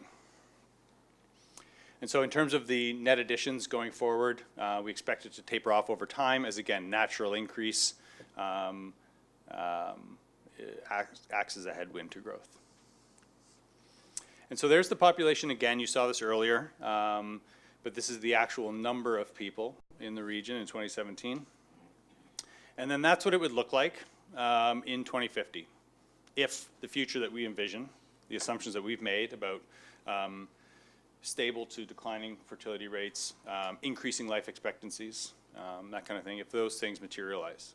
So it's growth in the older age groups, growth in most age groups, quite frankly, but retaining, a similar profile to today. So if we look at that change on an age group by age group basis, age groups along the bottom, this is over the 33-year period to 2050. You can see 24,000 additional people, and you can see how they're distributed. That about half of that growth is in that 75-plus population, not because lots of older people are necessarily moving here, although some are, but through an aging of existing residents as well. And compared to that 28% growth rate overall, we see faster growth in that 75-plus group, but also in that 25 to 34-year-old range that is the prime migration age segment. So there it is as a summary for population for the region, 28% growth going forward. And then here's some detail. If you can't see, I can barely see that. But there's detail about your age group and in 5-year increments going out to 2050. And so this is what we'll present as part of the report, the level of detail that we'll present.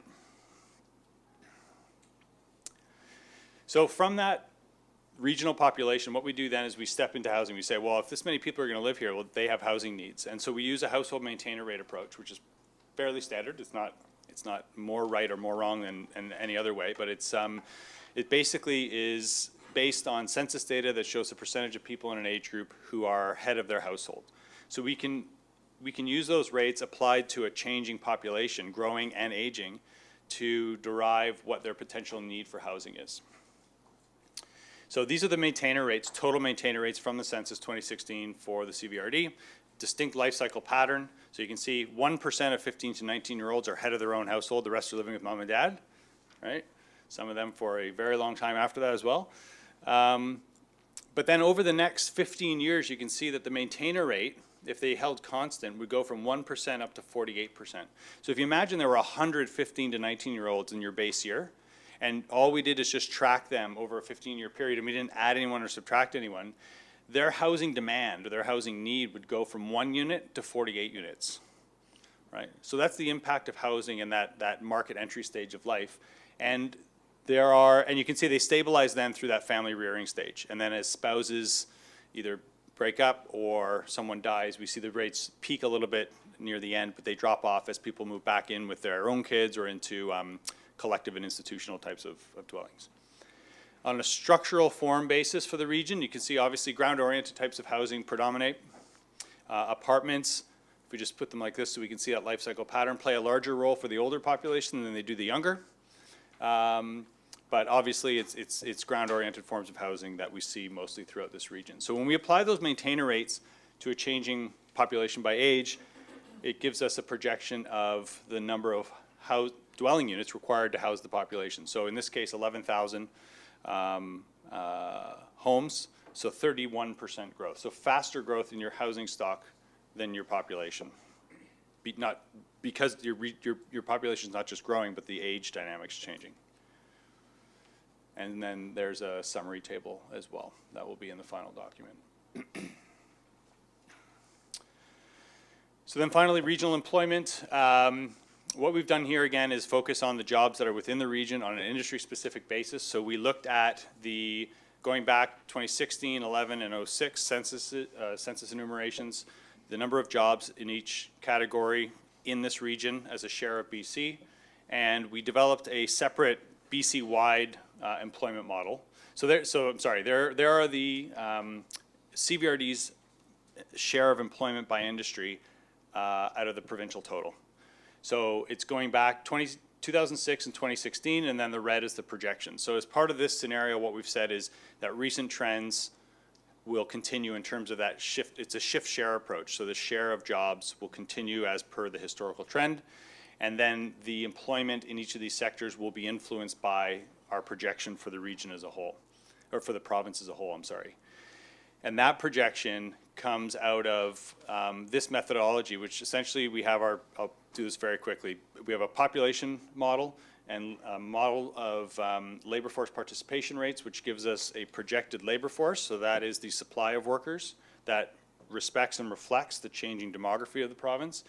And we also then have an economic forecast that yields the demand for workers based on expectations about economic growth and the relationship between job growth and GDP growth in the province. And we come at it from two different ways, and we reconcile the demand and supply of workers through the unemployment rate. So we ensure that that unemployment rate is reasonable. For one, that it doesn't go to zero or turn negative, or two, that it doesn't rise to 10% for no particular reason. Okay, and we do this on an industry basis. So in a nutshell, that's a nutshell. The report will provide more detail. Employment will grow by more than the population, adding 9,100 jobs over the period. And so then that's the output on an industry basis, with a lot of the growth being in education and health, and also in construction. So some of that's would be related to an aging population. Construction, it's not just residential, but part of that would be to house a growing population as well. So that's our regional forecast, and that ends up being for the scenario development, becomes our rock. When you're doing scenario testing, it's tricky because there's a tendency to want to change a lot of different levers all at once, and it can get very muddled. So it's a convention that we've adopted, and others will do it differently. But what we look at is we become resolved in an outlook for the region to say this is where trends, macro and a little more micro, are taking the region. Where those people live within the region then will be influenced by policy and economic opportunity and that kind of thing. So that's what our scenarios revolve around, is a reallocation of people within the region. So we start by forecasting the number of dwelling units we're going to see within the region, because if the homes aren't built, then the people can't live there. So we say where there's more growth in housing, given a regional population forecast, that part of the region will accommodate more people, all else being equal. So we start as part of our baseline scenario of looking at historical shares in regional housing additions by type, and we combine that then, so we have a share, 100% distribution for our 4 municipalities, 9 electoral areas, and then 1 IR aggregate, which is all of the reserve lands together. That together sum to 100%, and we allocate the regional additions of housing on the ground-oriented and apartment side. From there, just to quickly Sure. interrupt, Director Justice, you had a question? Yeah. Yeah, thank you, Mr. Chair. I guess there's an assumption that in the analysis that at a regional level, population growth is independent of housing availability and cost. I mean, how do you factor that in as That's a good question. So it is and it isn't. So housing availability and affordability, those features of a market or of a regional housing stock are not explicitly factored into the projections. But what we do with the household maintainer rates, because that's how we connect people to dwelling units. So we have these people, we have household maintainer rates that tells us how many dwelling units we need. We have historical data on the household maintainer rates going back to 1991, so from the census every 5 years. And we incorporate trends that we see on an age-specific basis and a structural form basis in those maintainer rates going forward. So implicitly, that stuff, those kind of factors are incorporated to the extent that they influenced the decision to add housing or occupy housing historically. So the short answer is they're not explicitly accounted for, but there is some consideration of that. If I mean, are you aware of, I mean, outside of your analytical model, are you aware of any strong arguments that would suggest that they are important factors in regional projections? Yeah, I mean, again, it's, you know, so one of the ways that we're hamstrung as modelers is, I mean, it's definitely, it's a combination of art and science, for sure. We try to lean towards science as much as possible, and we try to fill gaps artfully when they arise. I think that this is one situation where it's so I've been modeling housing for 15 years, and it's not to say I'm doing it the only way you can do it, but it's very, very difficult to incorporate some of these local features because of a lack of data, like usable data that we can actually then integrate with our models. So that is a limitation, for sure. Thanks.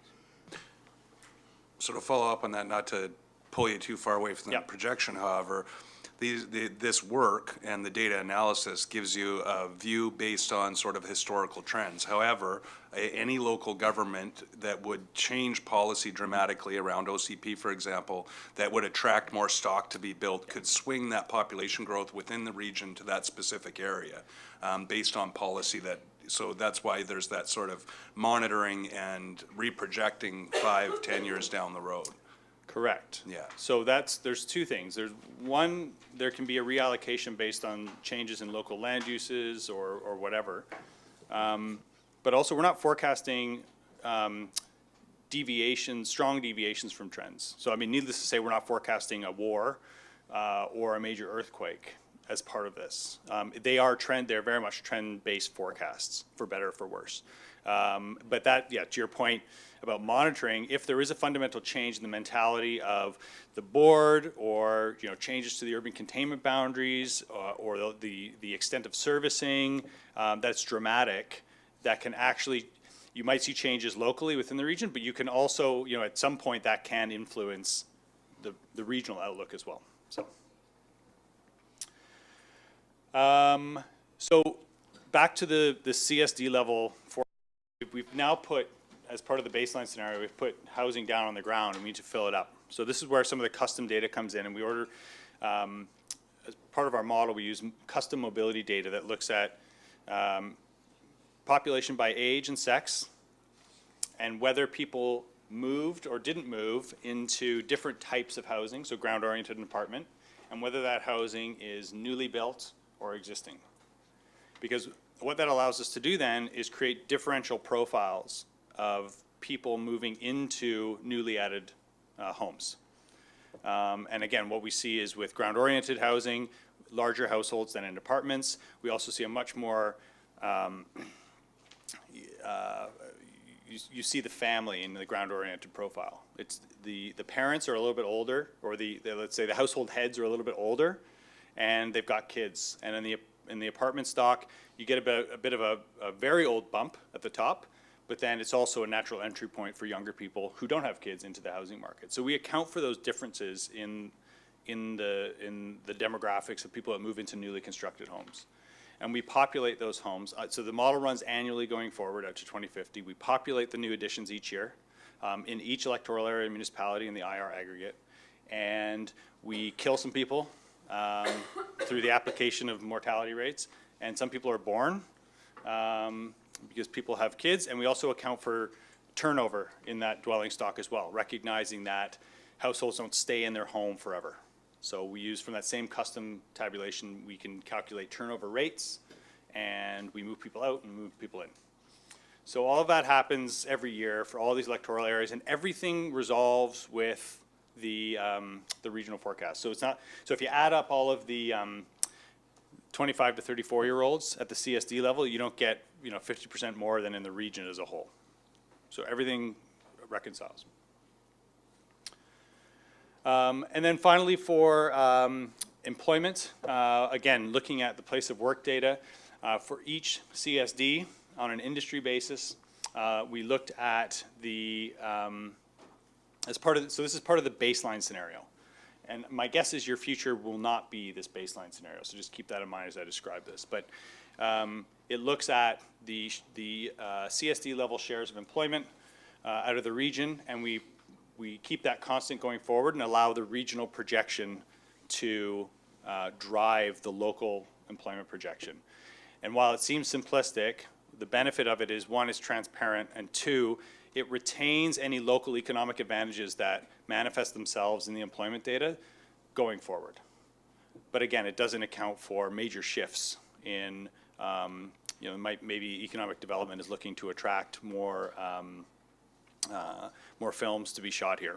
That could influence the projections. But as a baseline, that's the process. And then finally, the second scenario that we developed, which is built off the baseline scenario, but we say for the electoral areas, we kind of throw everything back up in the air, and we say, okay, now let's look at what let's respect the boundaries of the existing urban containment, the UCB, and let's take 90% of future growth and force it in there. So wherever that's located, those are the electoral areas that are going to grow more, let's say, than in the baseline scenario. And so we do that with housing, and then we allocate the remaining 10% of growth based on the baseline scenario. So everybody kind of gets drilled everywhere. But we don't make any changes to the municipal or the IR forecast. So what we're doing is reallocating within the electoral areas. And so here's a map of the region with all of the CSDs, including each individual IR labeled. There's the urban containment boundary areas. And then, so if we just break them down into two buckets here, and we focus up here at Cowichan Lake first, you can see the extent. And so when we're allocating housing, we don't allocate based on total area of the UCB. We look at the areas that are designated for comprehensive development or residential uses. So we look at that, and that's what we take out of each area. And essentially so I'll keep going just to show you. Down here in South Cowichan, same thing. We're just looking at the red areas within the UCB that, in theory, based on current local plans, could accommodate residential growth, or the majority of it. And we basically then come up with a distribution of shares. So we take the land and we say 30% of that is in electoral area I. And so there, by virtue of that, that's going to the projection for the 90% scenario is going to be quite different for that electoral area than the baseline one. So there is the projection of total housing growth, so all dwelling types by electoral area along the bottom, ranked from slowest to fastest growth as part of that baseline scenario. And then there is the projection based on 90% of electoral area growth being forced into areas within the UCB that can, in theory, accommodate residential growth.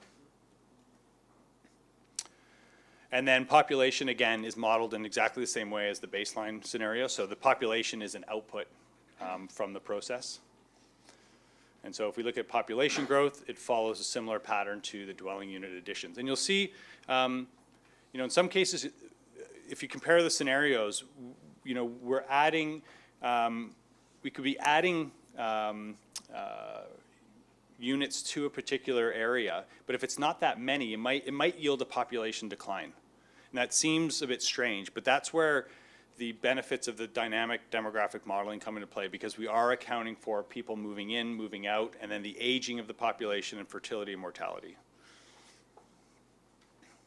And then finally, employment was done the same way, except what we did is we opened it up some more and considered not just the distribution of land designated for residential growth, but for residential and essentially commercial growth or any land that could accommodate jobs. We include residential there as well, because jobs tend to follow people, and there's also about 10% of the population that works at home.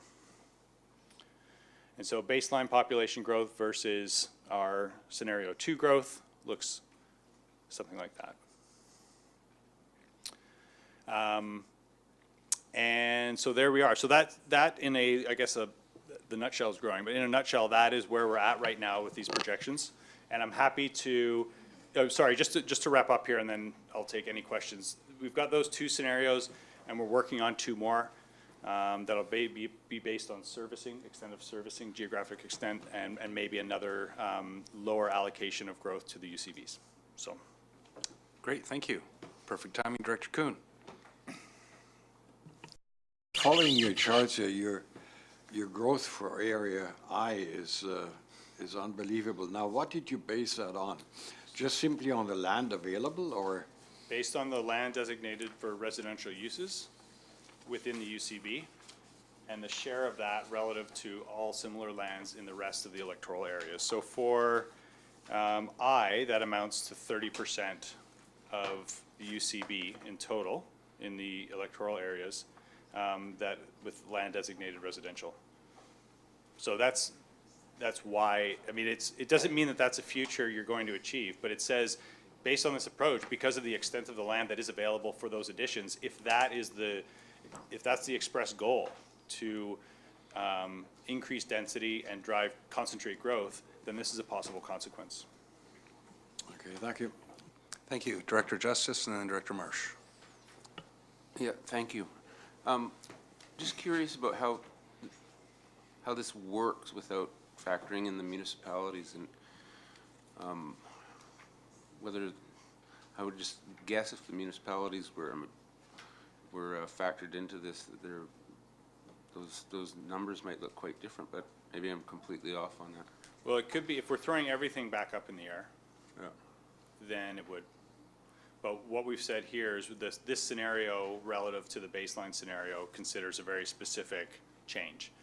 And it's to say that the future of the municipalities will be as per sort of a current trends model, as in the baseline scenario. And what we're doing is reallocating within the electoral areas. We can absolutely, I mean, and this is where we need to determine what these subsequent scenarios look like, throw everybody back up in the air and reallocate amongst all CSDs. And that would be a very different outcome. And those growth rates that you just showed were only accounting for the electoral area population growth. So the municipal growth is considered in a separate It's been cordoned off, analysis, yeah. basically. Director Marsh. Thank you, Mr. Chair. I'm not sure I'm understanding, but I think I might be beginning to.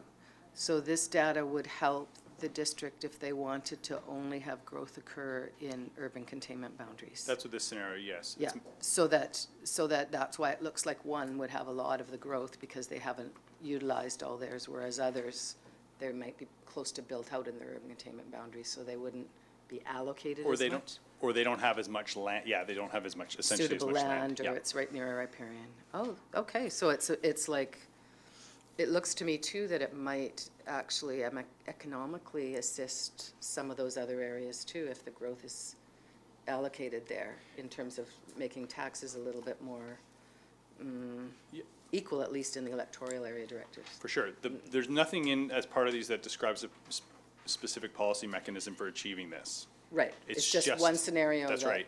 that policy could be built on. Yeah, if it's desirable, for whatever reason, then that can be the focus of policy. So if, for instance, the OCPs are being harmonized, Yeah, this would make a very good tool to look at how to do that in a just way and in an orderly way.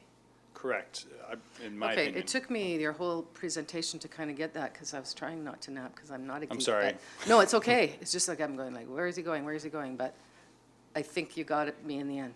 Thank Okay. you. Yeah, I'm sorry, I did focus a lot on process, because I know it's sleep inducing, but I just want to make sure that at least I've covered that off. I don't know what you're talking about. I'm fired up. And that's a potential future, and that's the insight that it gives you is some reflection on land use policies and things like urban containment boundaries. So you try and create a future that may be desirable, right? Yeah, thank you. Director Salmon. Thank you. I'm struggling a bit with the result with the area I having more growth than area, A or B in the south, which seems so far out of the bounds of likelihood that I Yes. don't know what the usefulness of that is, or why do we say Well, that? would we have known that if we didn't run this scenario? Would we have known that if we had, and I ask this respectfully, this is part of the reason why we go through the process, to say, like, this is helping us and helping you define some of the parameters for considering what future policy or the directing future growth might look like. To the extent that this is undesirable and also maybe unrealistic, then it's to say that maybe that's not the path forward. And so it's not to say that any one scenario is as likely or is as achievable or desirable as any of the others, but it helps form opinions and perspectives on this. Thank you. Do I have, Director Nicholson, is that a hand up? Okay, Director Nicholson. I guess I just have a comment, or I'm not sure what I want to say, but it seems to me, I think this scenario modeling is really useful for thinking about implications of policies, but it seems to me that when we're talking about land use and the future, that we need to look at the whole region and not sort of say, take the electoral areas out separately. So there's one, so that from that scenario, it would have been, from my perspective, more useful to have it with all the, with the same, with the municipalities included using their UCBs, right? So that you could look, so you could see the whole region, because we shouldn't be just trying to do it like area by area. It's not, does not make sense at all to me. Okay, yeah, we can incorporate that going forward. Yeah, and just for clarity, the municipal growth is accounted for in this modeling. This is just breaking it down and focusing specifically on population growth within electoral areas. Doesn't assume that the municipalities won't take their share of regional growth. It is accounting for that. It's just putting it through a finer lens of just looking at the UCBs within the electoral areas. So there highlights some challenges there that, for example, in the south end, there's obviously going to be a demand there that would require land use changes and look at the UCBs to accommodate the anticipated growth that may address the glaring discrepancy with Area I's projected growth, because its UCB will accommodate so much more growth. And if you're going to ram that growth into electoral areas one way or another, there needs to be a serious look at the policy, especially in the south end, and some urbanizing and densification or expansion of the UCBs to accommodate the growth within the electoral areas. Correct, and I would just say as well that as part of these scenarios, the municipal projection, so the aggregate of the four, accounts for most of the growth in the region. So, Yeah, thank you. Mr. Blackwell. Thank you. Just a little bit more clarity. So again, this work is undertaken for the OCP modernization process, and it's a cornerstone for forecasting and developing scenarios around growth. So these UCBs that are established now, part of the discussion through modernization will be around whether the UCBs are properly representing the viable growth scenarios vis-a-vis servicing and other considerations. But without this information, we're completely blind. So again, this is to not solve any issues, but to inform a discussion around potential outcomes. Thank you. And that actually leads me, I don't think I've missed anyone right now, so I did have a couple of questions, and thanks for picking up on the BC Stats piece, because looking at the initial projections that were provided to us, you know, our population growth percentage-wise over the last few years has outstripped the region quite dramatically, 5-point-something% last year, 3-point-something the year before, one of the fastest growing municipalities in BC, and in fact, the fastest growing one last year. So according to BC Stats, of course, which are estimates based on new dwelling units and so on and so forth, and some of the same kind of methodologies that are used here, but obviously working from different subsets of numbers. Now, knowing data, projections are projections, and so BC Stats is always taken with a grain of salt, and you can help baseline that when you get your next census data.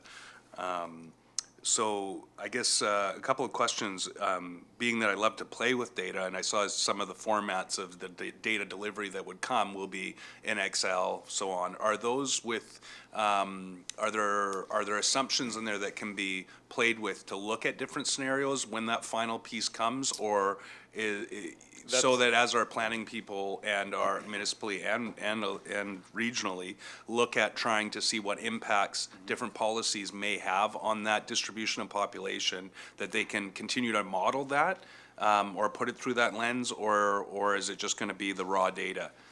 So I can always put the assumptions in and play with those numbers, but yeah, no, I mean, so the models are proprietary, and that hasn't been included as part of this contract. Okay.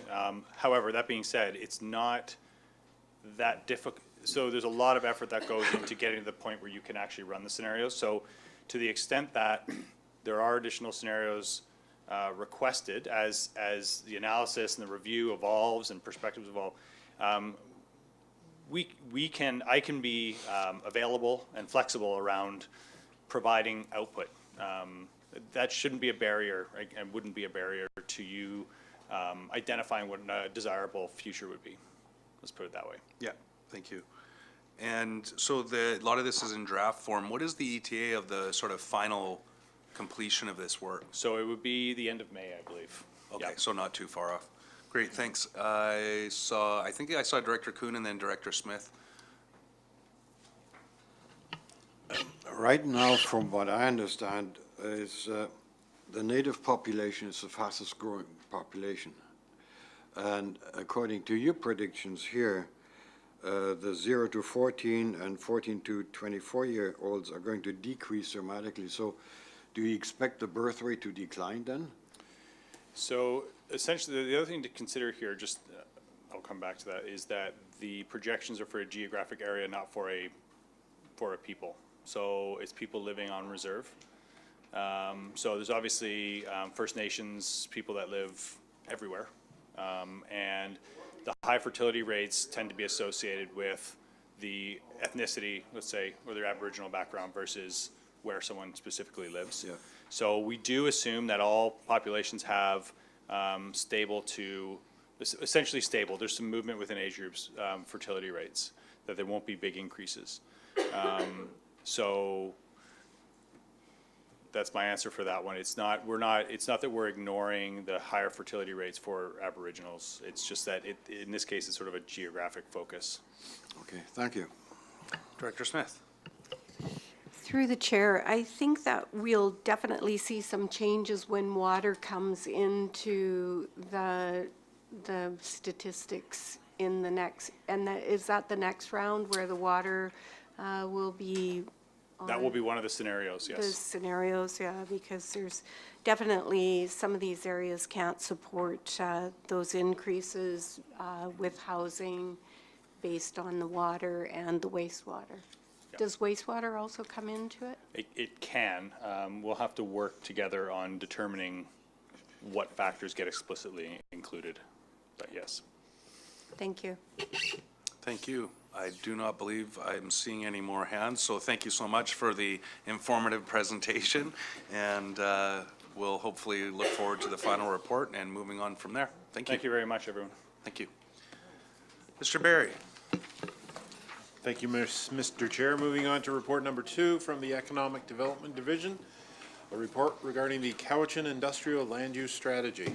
Thank you. Mr. Barry, as we move to that, what time do we need to break to get turned around for lunch in the board? 12:45? Okay, great. So just for directors and our presenters, we do have several PowerPoints coming up through the next reports. So it doesn't look like we'll get to the full breadth of this agenda, including the grants and aid discussion, until after board. So just keep in mind, if we can all, including staff, stay as focused as we can, we'll get through as much as we can. So that's not a hurry up and get out of here thing. This is an appeal for some efficiency, and I am excited about the reports that we have coming forward. So welcome. Thank you very much. And we here at Economic Development Cowichan believe that brevity is the soul of wit, so we will be keeping our presentations short.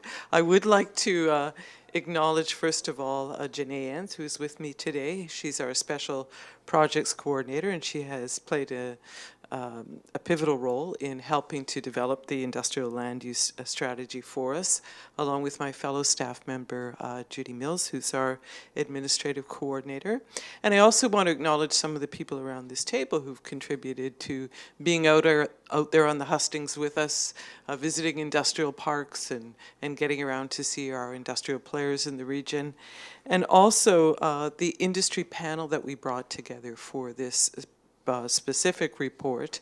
They were very giving of their time. We had commercial realtors at the table. We had industry business people from all around the region at the table.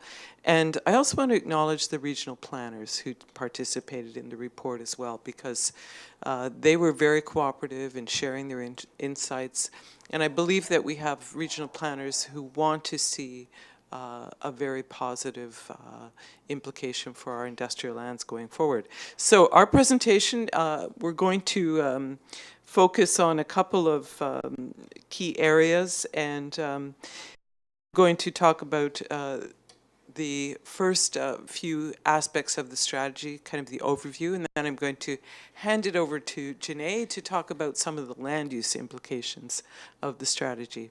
So the purpose of our strategy, first of all, we had 4 key intentions. We wanted to look at the concerns of existing industries here in the region with respect to industrial land use. We wanted to look at some of those employment trends that we just spoke at length about, and their relationship to the industrial land base.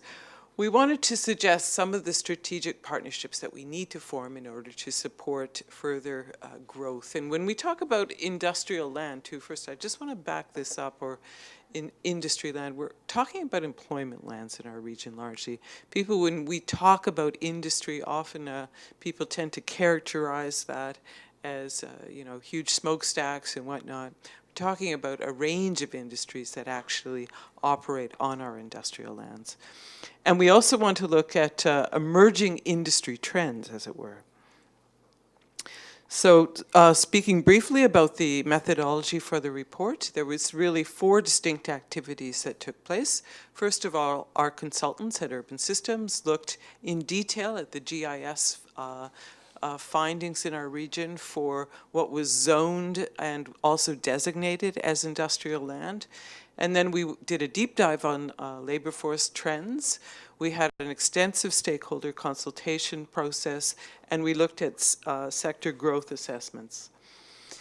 So in terms of that stakeholder consultation process, we had 3 or 4 meetings of an industrial advisory panel. We had extensive stakeholder interviews, and we had site visits to every industrial park, which was really an interesting process to go and hear anecdotally what the concerns are on the ground for industry players. And we distributed a survey as well, and we did a half-day workshop with our municipal planners and did extensive follow-up with them afterwards as well. So I just want to share with you some of the key messages that came out of the different activities that we undertook. First of all, from our industry panel, they really wanted to emphasize, back to this table, that we do have a competitive advantage in this region when it comes to the cost advantage of industrial land. But one of the challenges is that, of course, because we're in a path of rising land prices in the region, many of our current industrial landholders are holding on to that land to see if the value of it will go up. And that, in fact, is adding to the lack of supply in our region. Another key message that came home from our stakeholders that there's a lack of service land in that a half-acre to 2-acre parcel size. And this is an impediment to both existing businesses who wish to expand and also new businesses that want to come into the region. And this was an interesting takeaway from the people that we surveyed, the existing business owners, and over half of those people noted that they'd like to expand in the Cowichan region. That's a pretty high rate of people saying that they would actually like to expand their businesses. It says 2 things. They have tremendous confidence in their facilities here in the Cowichan region, But it also says that they're facing some challenges. One of them is new supply. The other is some of the zoning restrictions around industrial land in our region. And it's the timing of approvals for many of them that is holding them back from making that output into expansion. Some of the key messages that we got back from planners is that there may be ways to expedite the process of moving more industrial land into our books here. One of them is to pre-zone the industrial lands that are specific to our area, to reduce some of the process delays and protect the industrial lands that are actually within the OCPs. And then the other recommendation on a kind of a global scale was to look at some of the transportation and servicing needs that are on our industrial lands to make sure that we can really understand those beforehand so that when people come forward with applications, maybe we have some of that research pre-done, as it were. So labor force and population trends. I'm going to hand it over to Janae now to talk about this area. Oh, sorry, you're talking, sorry. She's diving in at industrial land use inventory here. So I will talk about population projections. So similar to what we just heard, we're seeing projections varying slightly in our area here from the OCP projections that you just heard. Theirs are slightly higher in terms of the population projections, but the population trends that they talked about, where there's going to be employment growth, the trend is clearly showing that in the last 5 years, construction and manufacturing actually accounted for 7,000 jobs, and that the sector actually, those sectors grew by 600 people, and it actually accounted for 20% of all labor force growth. So the sectors with the highest demand on industrial land, no surprises here, mining and quarrying, manufacturing, wholesale trade, and transportation and warehousing. And now when we get to land demand projections, I think this is where you come in, Janae, but in any event, I wanted to point out this picture to you because I always like to point it out when we're doing presentations. How many know what that picture is actually? That's a picture of a tall timber building going up in Langford, and it's built by Kinsel Trestle here in our region. There was just a new edict passed in British Columbia that our tall timber buildings can go up to 12 stories now. That's a huge area of growth. Kinsel is also going to be responsible for building the new skywalk in our region. So they're a perfect example of why construction is growing in our region. So the land demand projections, we're looking at employment trends and industrial land projections that call for 60 to 119 acres by 2016. And to keep pace with this expected demand, we would need to open up 14 acres of industrial land each year for the next 8 years. So now, Janae will take over. This is where I'm going to jump in and take over, and I'm going to begin my portion of the presentation first discussing the industrial land inventory portion of the strategy. And as is included in the strategy, there is approximately just under 1,500 hectares of land that is either zoned or designated for industrial use, and this only accounts for 0.44% of the total land base. And the chart provided on this slide shows a breakdown of all the different competing land uses.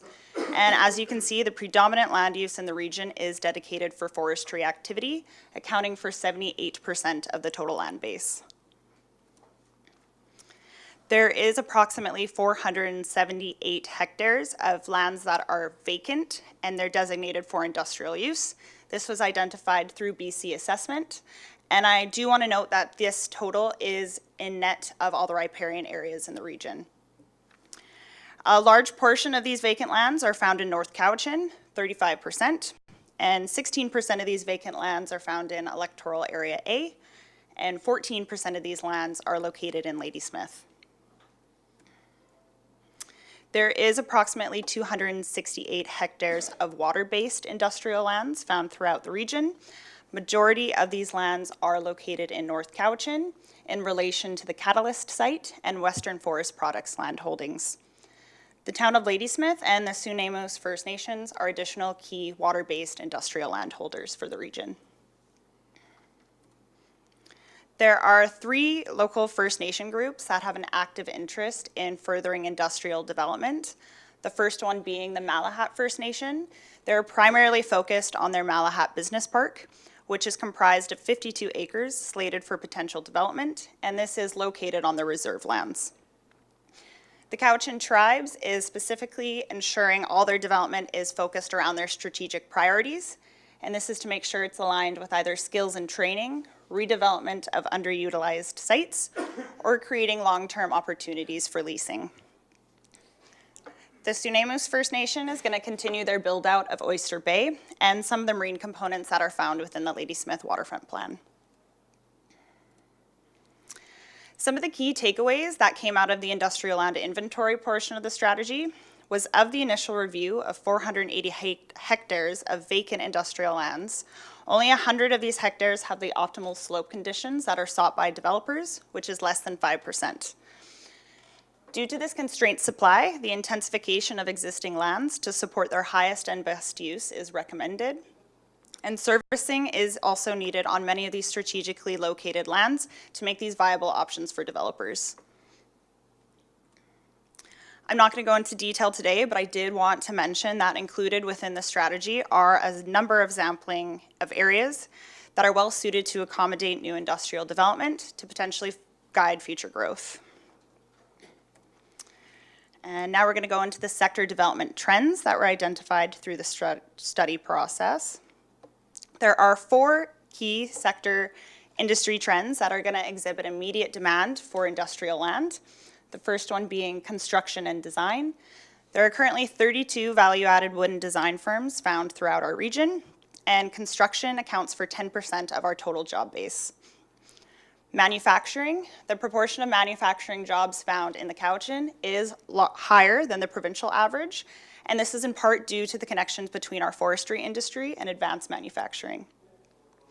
Specialty food processing has direct ties with the continued diversification of our agricultural sector here.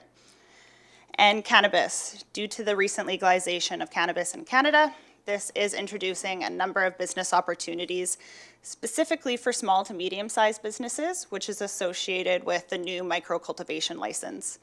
And I will also note that Cowichan is home to a number of larger-scale medical cannabis operations. A few of the medium-term sector opportunities are associated with tech and clean tech. This is aligned with the Cowichan Tech Sector Strategy, which Economic Development Cowichan released in February of last year. And for clean tech, this is associated with the province's new Clean Economy Initiative, which is providing support for the development of clean tech. Aquaculture, there are a number of aquaculture businesses currently operating in Cowichan, as well as several of our First Nation groups have advocated for the revitalization of traditional aquaculture practices. Transportation and warehousing, because of Cowichan's central location between Victoria and Nanaimo markets, it has the potential to act as a hub for transportation and warehousing purposes. And marine services, there is a constrained supply of marine-based lands found within the Regional District of Nanaimo and the Capital Regional District. So Cowichan does have the potential to build out on some of their marine-based lands, and this could potentially be further quantified in a marine services strategy. A related sector opportunity is associated with air transportation. Economic Development Cowichan is currently conducting a feasibility study for air transport in the region, and it will be exploring the potential of co-locating air transport and industrial infrastructure. The strategy includes a number of action-oriented items. The ones provided on this slide are specifically for local government to consider, and they are conserve its existing lands through the development of new policy, streamline approval processes to encourage new development, explore public investment in new lands, and encourage interjurisdictional revenue sharing agreements to potentially service some of these vacant lands. Coordinate and consolidate zoning bylaws so that these can be easily interpreted by the public, and this is an activity that the CVRD is currently embarking on.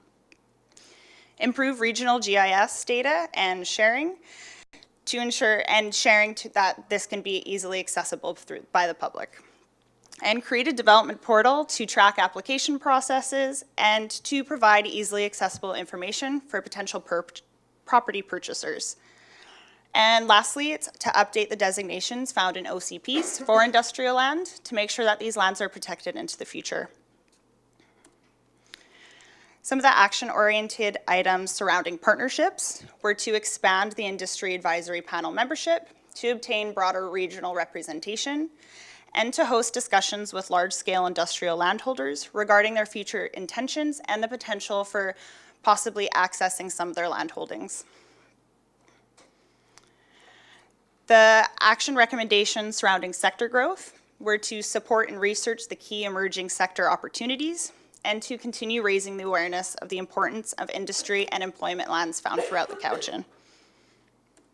A couple of the benefits that are relative for local government is that the strategy highlights the important link between industry development and support for new and robust planning processes, and it links employment lands with future land use considerations appropriately. The strategy benefits for us at Economic Development Cowichan is that it helps us forge new links with industry, First Nations, and local government planners, and it has outlined our priorities for sector development. And I'm going to close the presentation just by providing a brief update with where we're at on some of the action items we're currently moving forward with. The first is a food processing study. Working with the Small Food Processors Association of BC, we have submitted an application to IAF to support a food processing feasibility study. In the air transport study, as I've recently mentioned, it has potential for implications for industrial land use partnerships. And service to investors. We are currently in discussions to have up-to-date commercial and industrial real estate listings embedded directly on our website. And planning integration. We are going to continue supporting and communicating efforts to improve the developmental process across our local governments. And with that, I'm going to close. Thank you, Mr. Chair and the committee, and we are open for any questions and comments. Such an informative presentation. Nobody has any questions? I just want to say through, oh, Mr. Blackwell has a question. Mr. Blackwell. Mr. Chair, there's just something I wanted to point out primarily for the benefit of the municipalities, and that is with regard to the servicing question. And a lot of municipalities are a little bit, frequently a little bit hamstrung by the expectation that things will miraculously happen based on the fact developers just show up at the door and create these wonderful industrial parks. The reality is it's not really that simple. Supply and demand in a region like this doesn't work like that when it comes to the development of industrial lands. So a number of communities throughout the province have decided to set the table for job creation by actively developing industrial parks. So places like Campbell River, Cranbrook are two such examples where they've actually invested in creating those half-acre to up to 2-acre lots and servicing them, and then either leasing them or selling them to recuperate those costs. And what that does is ensure there's always surplus, so that if there is an interest for any industry locating in the region, there is something there for them to consider. The reality is many industries are footloose, which means that they can locate anywhere where there's a reasonable employment base. Let's not forget that most communities, if not all communities across BC and perhaps nationally, are competing for the same dollars. So those that are more receptive, more accommodating to investment dollars are the ones that are more likely to Sorry, Mr. Blackwell, I didn't mean to cut you off there. That's all. Thank you. Thank you. I meant to turn off my microphone and I hit the other button. Director Kuhn. Yes, if you're allowed to, Ross Blackwell, I guess communities can own property, but the CVRD can't. Isn't that part of the problem? Because I remember years ago we looked into that, trying to, there's a a large piece of property that's industrially zoned in Area I, and we were looking into, well, what could we do to encourage the landowners to subdivide or create smaller units to have, let's say, these buildings with different sections that could be sold often. And that was one of the hindrances that, no, we can't do that in the CVRD, so. Go ahead, Mr. Blackwell. Thank you, Mr. Chair. Through you to Director Kuhn. It's quite simple for municipalities to do it, as you point out. It's not impossible for regional districts. It's more complex, but it is nonetheless doable if there's an appetite to undertake that. Ms. Melma.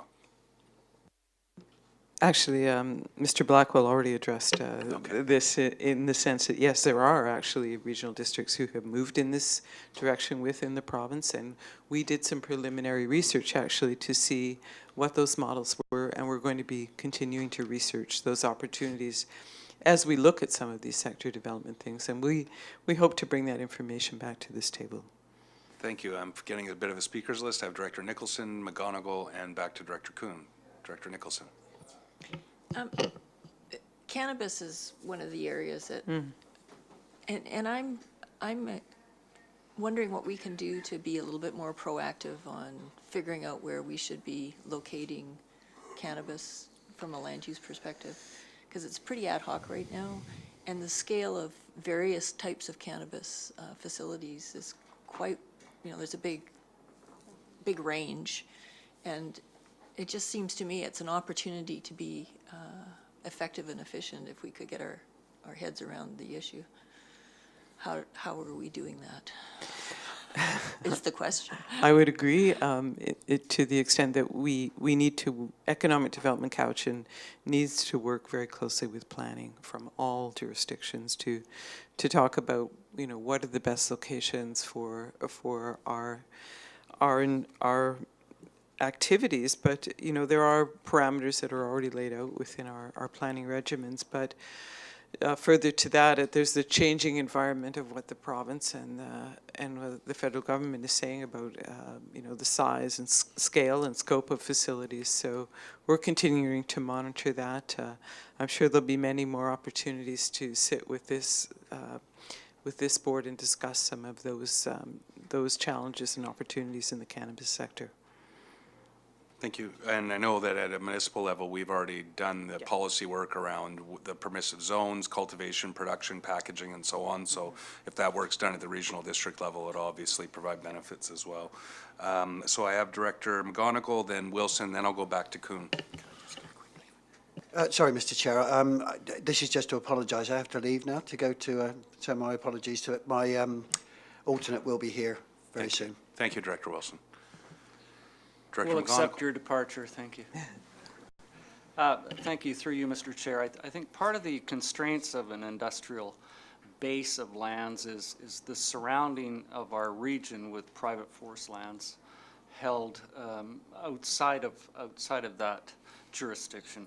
I think one of the opportunities that we have looked at the town of Lake Cowichan is designating larger parcels as employment lands within official community plans, where moving forward, those properties can be zoned within the 9 categories of BC assessment, whether it be light industrial, heavy industrial, et cetera. It's not confined to just one zone within that area. I think that's one possibility in policy to look forward to.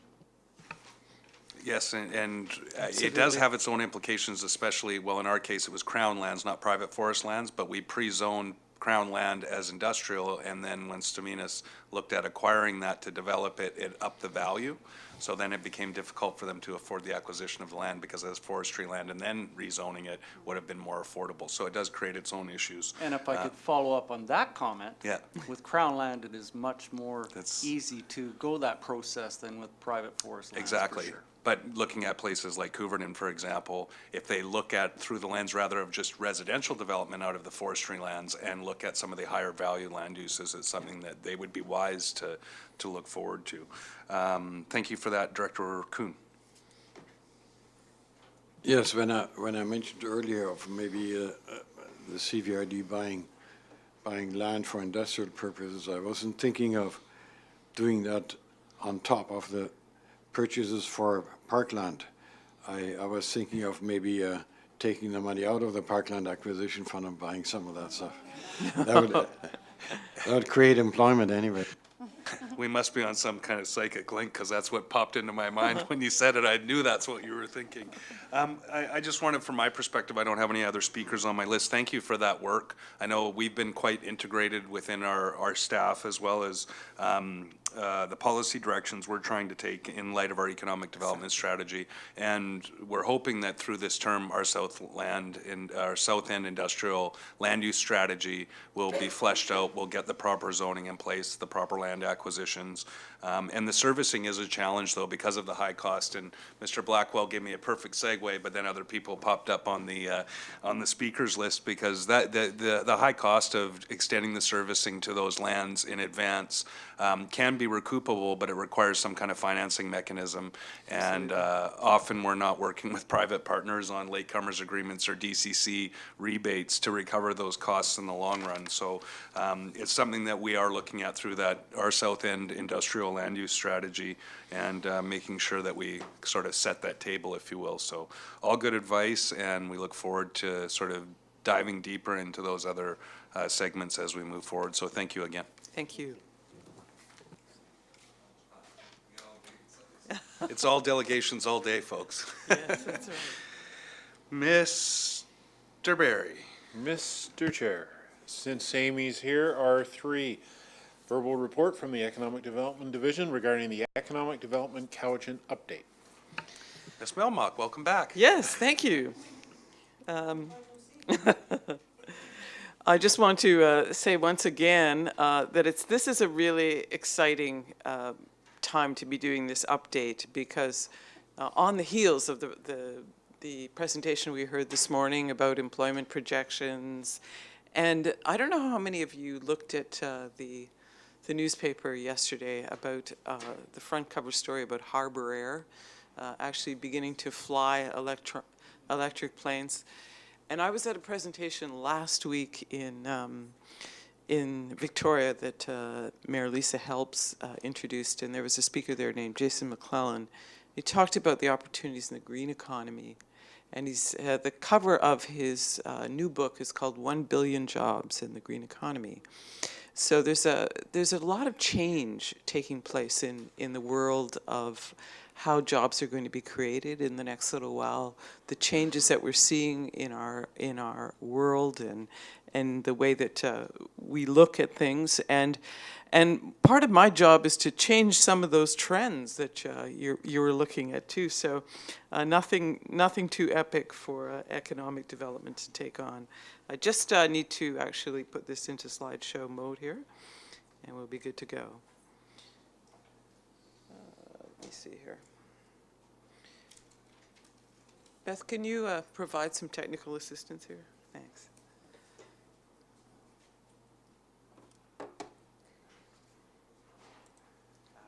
That was the little thing I wasn't seeing here. Okay, so I will keep this brief because I know we have a lot to cover for you this afternoon, and some of you have already seen portions of this presentation at your municipal level. I wanted to do our board the courtesy of bringing it back to you. So some of the topics I'm going to cover today is where we've been, how we've changed, why we've changed, where we're going, and how to measure success within economic development. Where we've been since 2016, when this office started with a new focus for us, is really refocusing what we can do to get the highest return on investment for the dollars that you spend on economic development in the region. So looking back, when you committed to economic development going forward again in 2016, we remained our focus within the Land Use Services Department.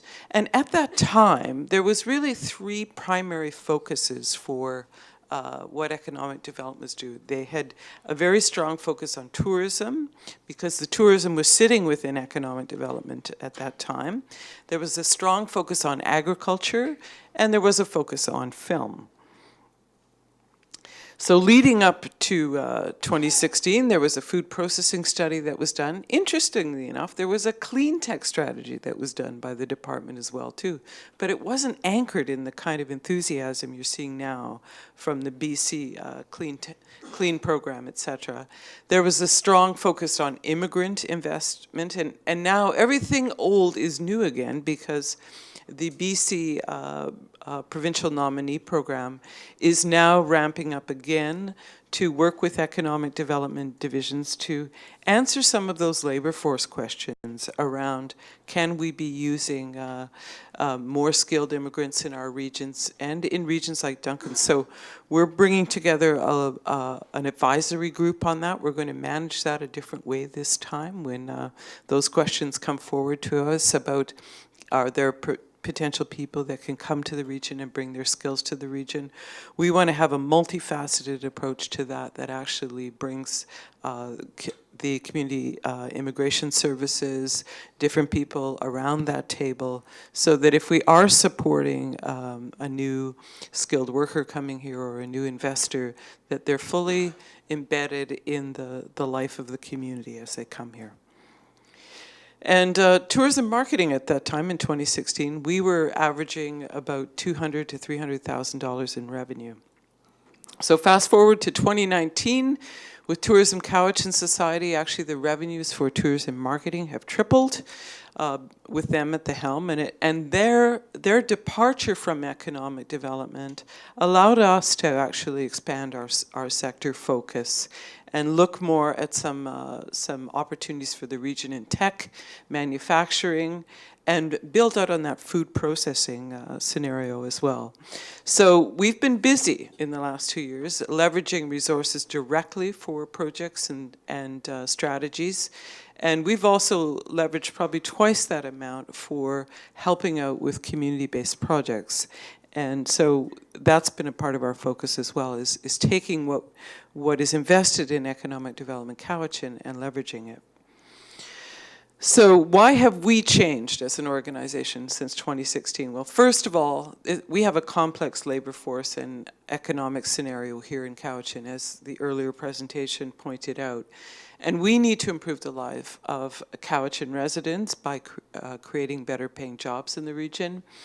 We need to be a conduit to bring forward the ideas of local business and industry to local government. And we need to leverage resources where they have the greatest effect. So again, that beautiful picture, I'm not going to stop on that. But and this just emphasizes this slide where people are working. These are the top 3 areas in terms of service jobs and the top 3 areas in terms of goods producing jobs. And there's still a bit of a higher skewing proportion of jobs that are in the service job area. And what that can mean, doesn't always mean this, but what it can mean is that many of those jobs can be lower paying jobs, unfortunately. So what do we know in terms of population trends, as was emphasized in the previous discussion? Our population is aging out, and their prediction was actually 50% that of the projected growth will be in that 75 years and up range. So good to see that the statistics now are skewing in a slightly different direction. But obviously, for a robust economy, we need the millennial generation to be accommodated in this region. And that has a whole bunch of implications, both for housing and for the kind of approaches that we're doing to the community about the kinds of industries that we want to build here. We want to gear those to the millennial generation. So the economic backdrop for Cowichan also says that there's a tightening labor force here, and there's going to be skill shortages, that we've got a rising housing cost, and we have a disparity between what's affordable and what people are making per hour here. So what's our response to this trend? Well, first of all, we wanted to go back to our strategic plan that we brought forward to you last year and see if those areas are still on point. So what are we looking at doing? We're looking at driving growth in sectors that are going to pay a living wage. I think that's on point. We're looking at strengthening communities to make them more livable for our residents and more amenable for business. Interestingly enough, I was at the BC Economic Development Association meeting this year, and there was a very interesting series of discussions that will gladden the heart of Mr. Blackwell on placemaking and the importance of that to communities. And so when we invest our efforts in placemaking, it actually has a direct impact on investment, both for the businesses that are here and for the businesses that want to come to the region. So one of the key presenters was a group that talked about the most livable cities in Canada and the most livable cities in the world. And they said that businesses make their choice about where to be, both the ones that are in your community and the ones that want to come, based on three principles. Is it logical to be there because of the groundwork that's been laid to make it easy to be there? Is the community livable, and is it lovable? And so they look at all those Google Analytics about what people are saying about your community and what the lifestyle amenities are and whatnot. So if we're paying attention to some of those aspects of our community, that's why. And we need to communicate our competitive advantages and collaborate on key CBRD initiatives. So the industrial land use strategy, we just spoke about it. It's fundamental for business retention and expansion. The tech strategy, that has been instrumental in unlocking some of the training, networking, and investment opportunities and connectivity needs that we have in the region. In case you don't know the fellow in that slide, Demir Walliner, he would like to bring back some of his groundbreaking research into mastitis and the handheld device that he's developing that is getting international attention now. And believe it or not, the barn that we want to connect him to doesn't have the right level of connectivity to allow him to do the research in this region. So we're working on that. And we also got word yesterday that through the Rural Dividend Fund, we're going to get money to spur on a tech training initiative in this region. So that's very exciting. Renewed agriculture focus for supporting food processing and agritourism. Film investment, just say very briefly, we had 12 productions here last year, brought more than $500,000 in direct investment into this region, and we're knocking out of the park in terms of film investment activity. Sub-regional plans, talking about that livability and that desirability. We've been involved with the Ladysmith a plan for economic development. We've had discussions with a new group that's forming up in Lake Cowichan. We're meeting with various factions of the South Cowichan community, and most recently with Shawnigan Lake area. And we've been in discussions with North Cowichan about developing an economic development strategy for that area that ties into the new strategic plan for the municipality. So we want to reach through our website a new millennial demographic, and we want to support the priorities on housing and whatnot that is being supported through the CBRD. As I said, our focus is going to continue to be on the tech strategy. It's going to continue to be on sector development in key areas. It's on this new regional air transport study and on the fixed roof accommodation study that's going to support some of the needs of the region as well. And of course, we want to continue to have those discussions with our Indigenous communities about their economic development priorities and work with them in partnership. So how we'll measure success? It's on the actions that are coming out of the recommendations of these strategies that we produce. It's on leveraging resources and the community spin-offs that are happening in communities. It's on the response to our communication and outreach. And it's in the confidence that we feel in our investment that is coming forward in our investment community. So thank you. I'd like to end this presentation very briefly, just by jazzing things up just a little to show you some of the implications that we have for the millennial generation that we're trying to attack. I want to show you just a little snippet of a video that's on our website. And if you haven't had an opportunity to look at our website, please. This little video is called Hipper Than You Think. And it actually profiles some of the amenities in our region, and it tries to focus in on people who are in that 45 and under demographic in our region. So I'm going to play just a snippet of it for you now. You can jazz along to it.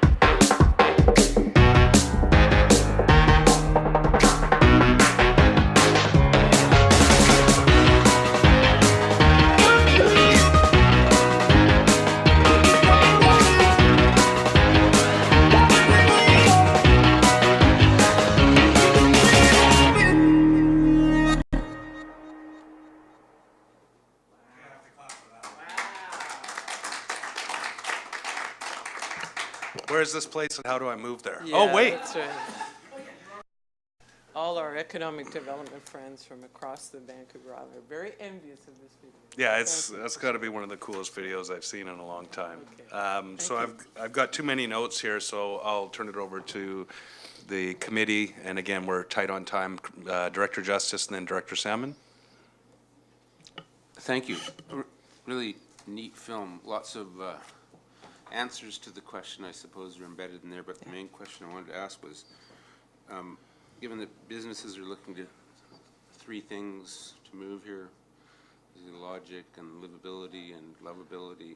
So what are the main amenities that would be the drivers of lovability and livability from the perspective of businesses moving here? And would it differ from sector to sector, I guess would be the second question. Well, it does vary from sector to sector, and it varies in terms of needs too. On a very serious level, if there's a sector that's looking to bring 100 jobs here or trying to develop a thing here, we want to drill down with those companies on where the housing options are going to be in the next couple of years. And so that's a very big concern for us. For some of the tech companies, the younger demographic of new upstart companies, the whole trails development thing that we have here, the whole mountain biking here. I mean,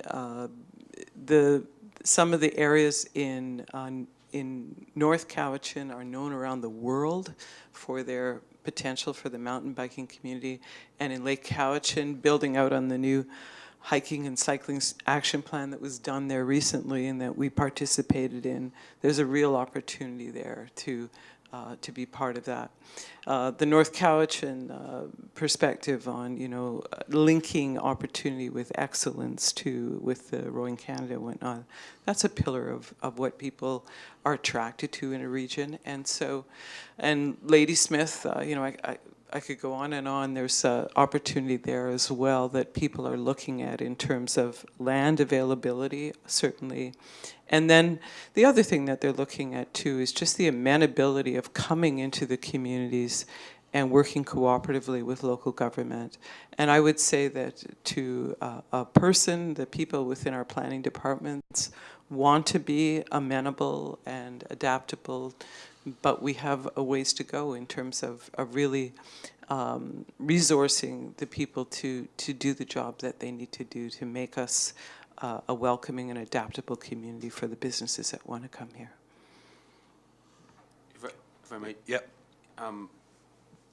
So yes, you mentioned housing, and I was really specifically, I guess, wondering about missing amenities. Are there, when you're courting a new business, do they look at all the great things and the coffee and everything, but then go, oh no, it's not really good enough schools, or like, is there anything? Well, actually, we do really well on schools in this region. We actually are off the charts in terms of schools.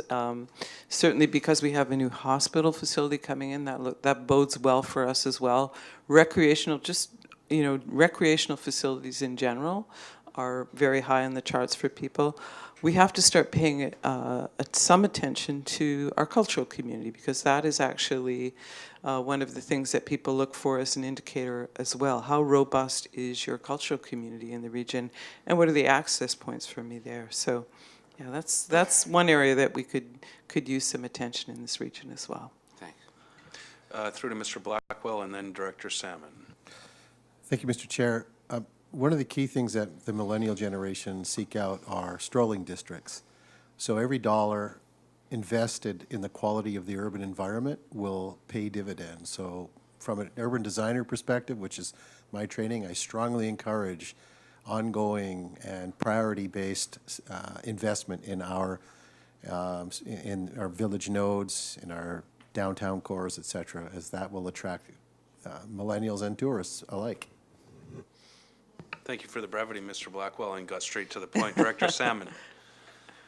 Yeah, thank you. I was interested, you mentioned labor shortages, because I've been hearing anecdotally about shortage of workers locally, even for good paying, like construction or manufacturing jobs. So just wanted you to comment a little bit. I mean, we traditionally think we want to encourage job creation, but we also want to attract workers. We can't have jobs if there's no Absolutely. workers. So maybe You want me to speak little yeah, we could write a thesis on that here today. I was going to but- say, we only have 25 Yeah. minutes before lunch. but- Yeah, that's right. So, in a nutshell, we have to work on some of the tech and other areas of training initiatives that are available to people so that they can actually train up workers here in the region, so that those people can advance and get better paying jobs in our region.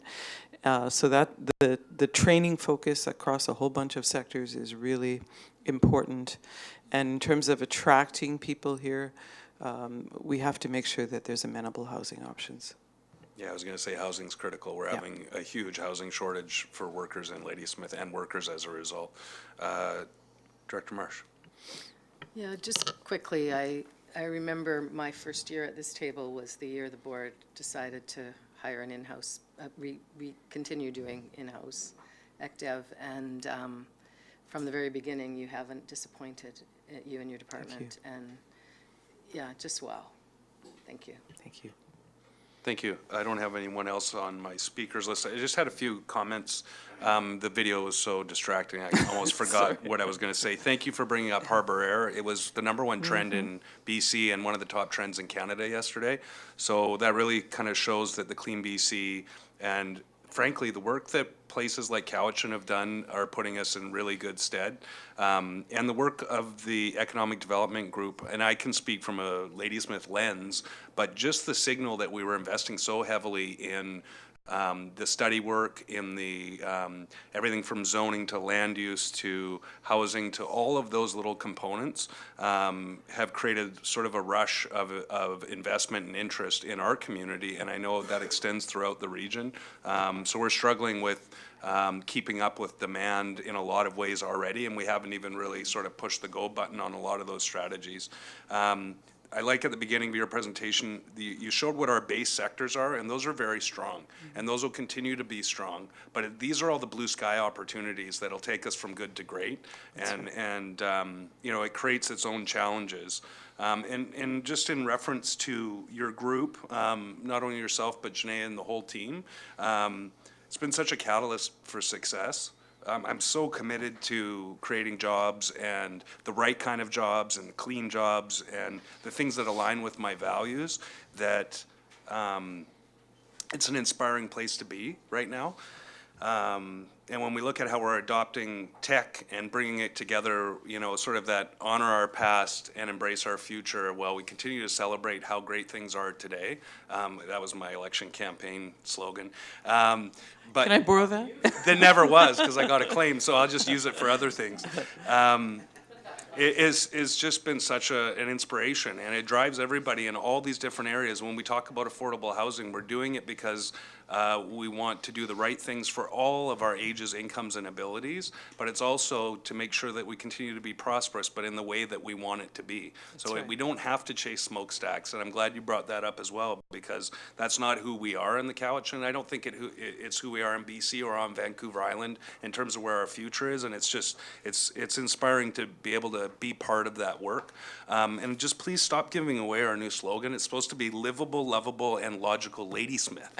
So, and then you put a little thing on there also is local, because that's actually, it was brought up, what are the other things that people are looking for? And there is that really amazing tie-in to local. And I know as a consumer, I get inspired by local, right? And I see people Absolutely. calling out, you know, they want kombucha or kombucha, however you say it.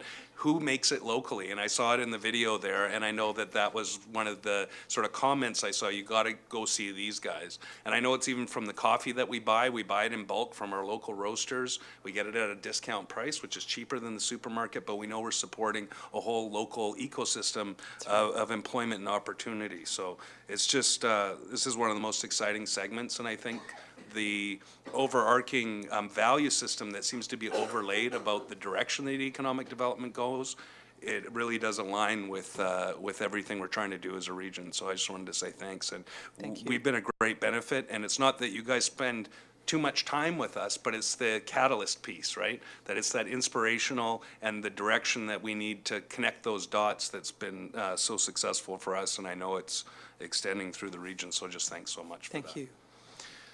All right, All right. R4, I think we were going to put off R4 to the next meeting, Mr. Barry?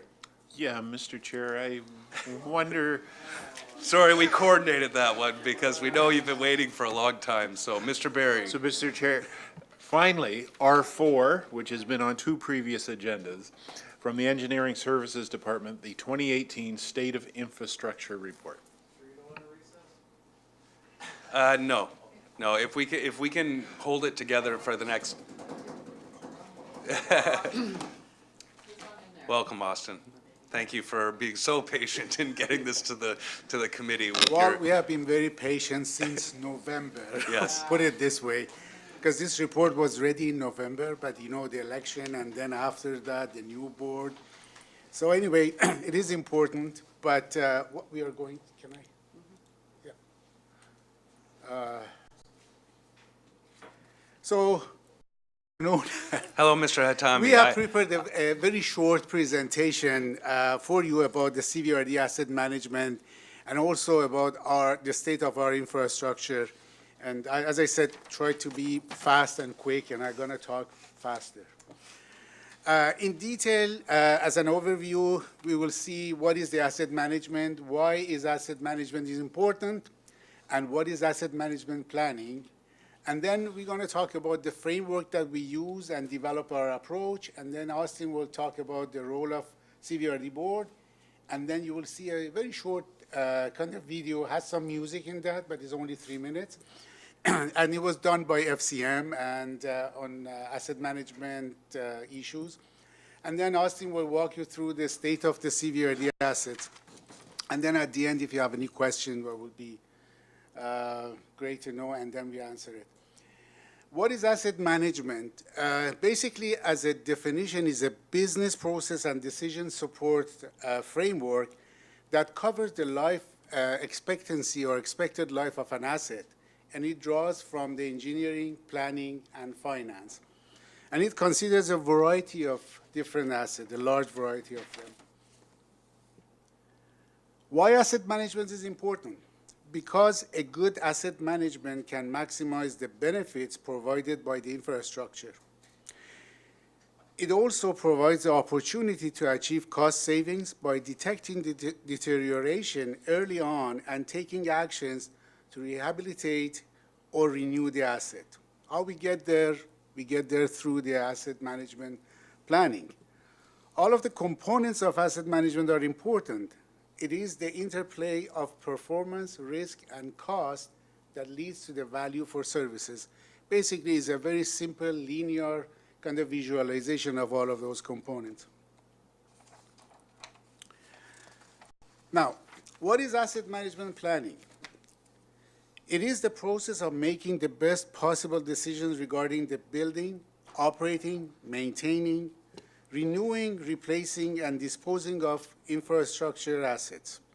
The objective is to maximize benefit, manage risk, and provide satisfactory levels of service to the public in a sustainable way. Asset management requires a good understanding of the characteristics and conditions of infrastructure asset, as well as the service level that we expect from them and also the public expects them. It also involves setting the strategic priorities to optimize decision-making about when and how to proceed with the investment. And finally, it requires the development of a financial plan, which is the most critical step in putting the plan into the action.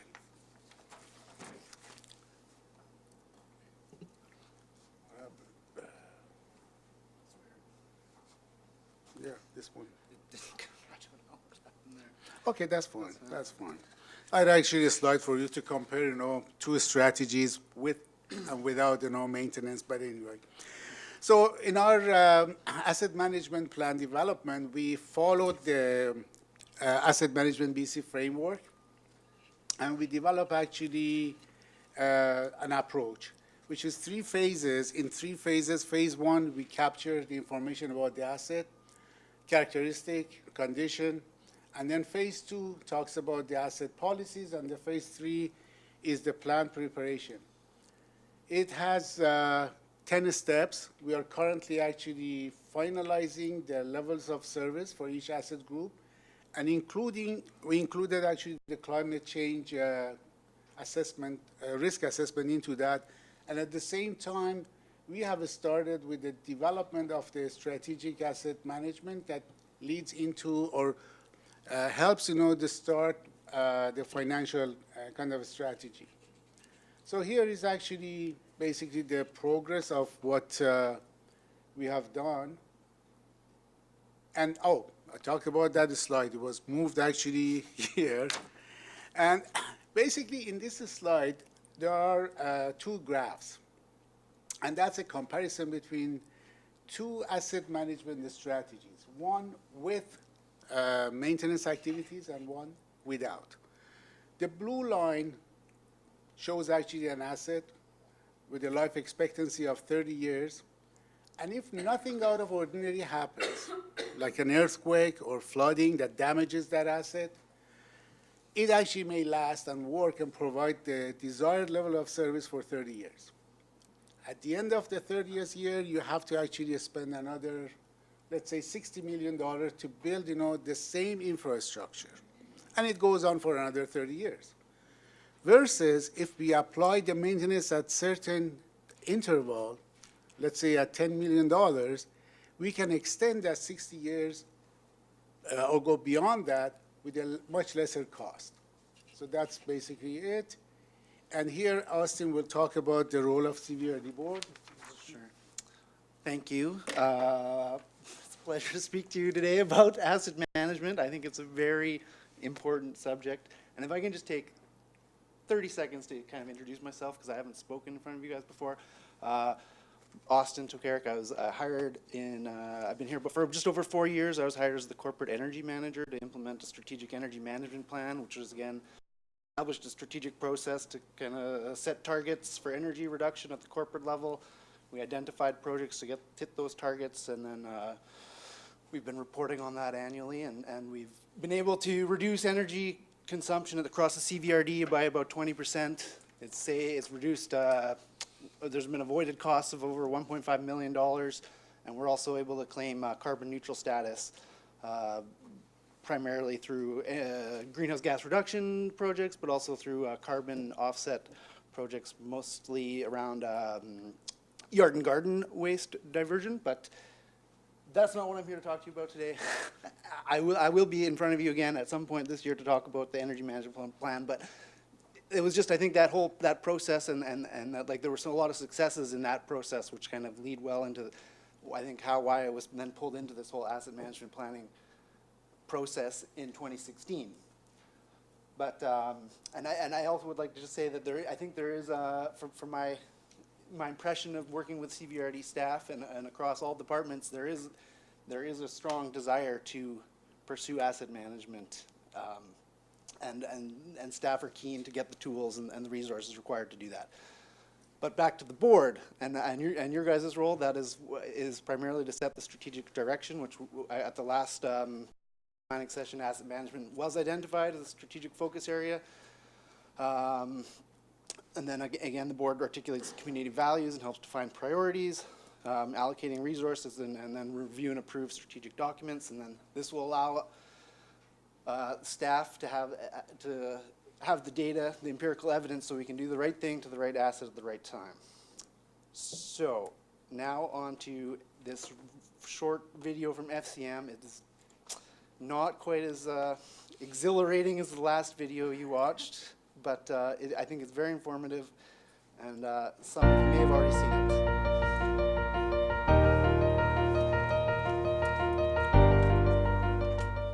Hi, I'm Lisa, the mayor of my town. The role of my council is to ensure that residents are provided with services that are essential to our quality of life, like clean drinking water and sanitation, transportation, parks and recreation services. Our community's infrastructure assets are critical to deliver these services. Today, like in many Canadian communities, 1/3 of my town's assets are in poor condition, in part because most of our assets were built in the 50s and 60s and are reaching the end of their useful life. At the same time, our community has grown, and so has the demand for new and improved services. We've also had to spend money to upgrade our assets to comply with new environmental and safety standards. We made investment decisions based on our ability to finance the upfront development costs. However, the bigger ongoing costs to operate, maintain, and eventually replace these assets were not fully built into the analysis. Plus, our assets are vulnerable. Climate change has resulted in impacts from more severe storms, flooding, and other unexpected events. Our assets were not designed with these impacts in mind. For example, one of our roads was washed out during last spring's flood, and we had to reprioritize and redirect money in response. Now we're caught in a cycle where new infrastructure is needed to service growth that has been sprawling beyond the core. Residents count on us to deliver exceptional services. We need to catch up on overdue maintenance of existing assets and to finance the replacements of our old ones. We strive to keep taxes and fees low. However, the revenue we collect to manage all this isn't keeping pace with it all. So my council has been faced with some tough decisions. Do we adjust tax rates? Do we delay maintenance and repairs even longer and risk the consequences? How much should we place annually in a reserve fund? Do we reduce the level of services? Do we delay new projects? So what are we doing? We're engaging in asset management planning to be more strategic about how we manage our assets and spending. We're reviewing our assets across all departments in a holistic and integrated way. We're evaluating the full life cycle costs of different capital assets and land use decisions to ensure we're choosing the best long-term option for the community. To become more resilient to a changing climate, we're developing a climate adaptation plan and starting to identify how we can become less dependent on fossil fuels. We now recognize the value of the services our natural assets provide, like managing stormwater and improving water quality. We're also speaking to residents about the cost of service delivery and their needs and priorities. All this work is helping us to coordinate our infrastructure work and set priorities. Now we have an ongoing process in place that is proactive and allows us now to make better informed and strategic decisions. We're now much better placed to support my town's economy and our residents' quality of life sustainably. The health of our assets is central to achieving these goals. Do some of my town's challenges seem familiar to you?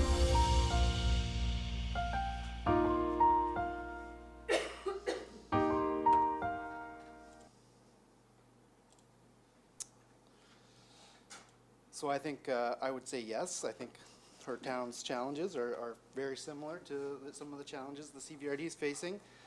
So one of the first, we've been doing a lot of different projects around this asset management planning process, but the state of the infrastructure report was an attempt to first summarize what our asset portfolio, what assets are in scope in this asset management plan, and then kind of identify the replacement values, the conditions, the infrastructure deficit, or the 10-year renewal plan, and then we'll let you know what our next steps are.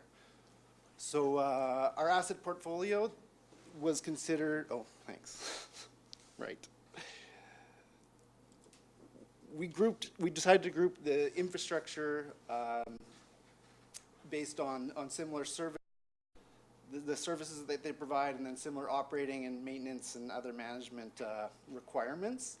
There are a few systems that have been excluded, but will be excluded in future iterations of the plan. So fleet, drainage systems, IT systems, flood management, and natural capital assets have all been excluded for now.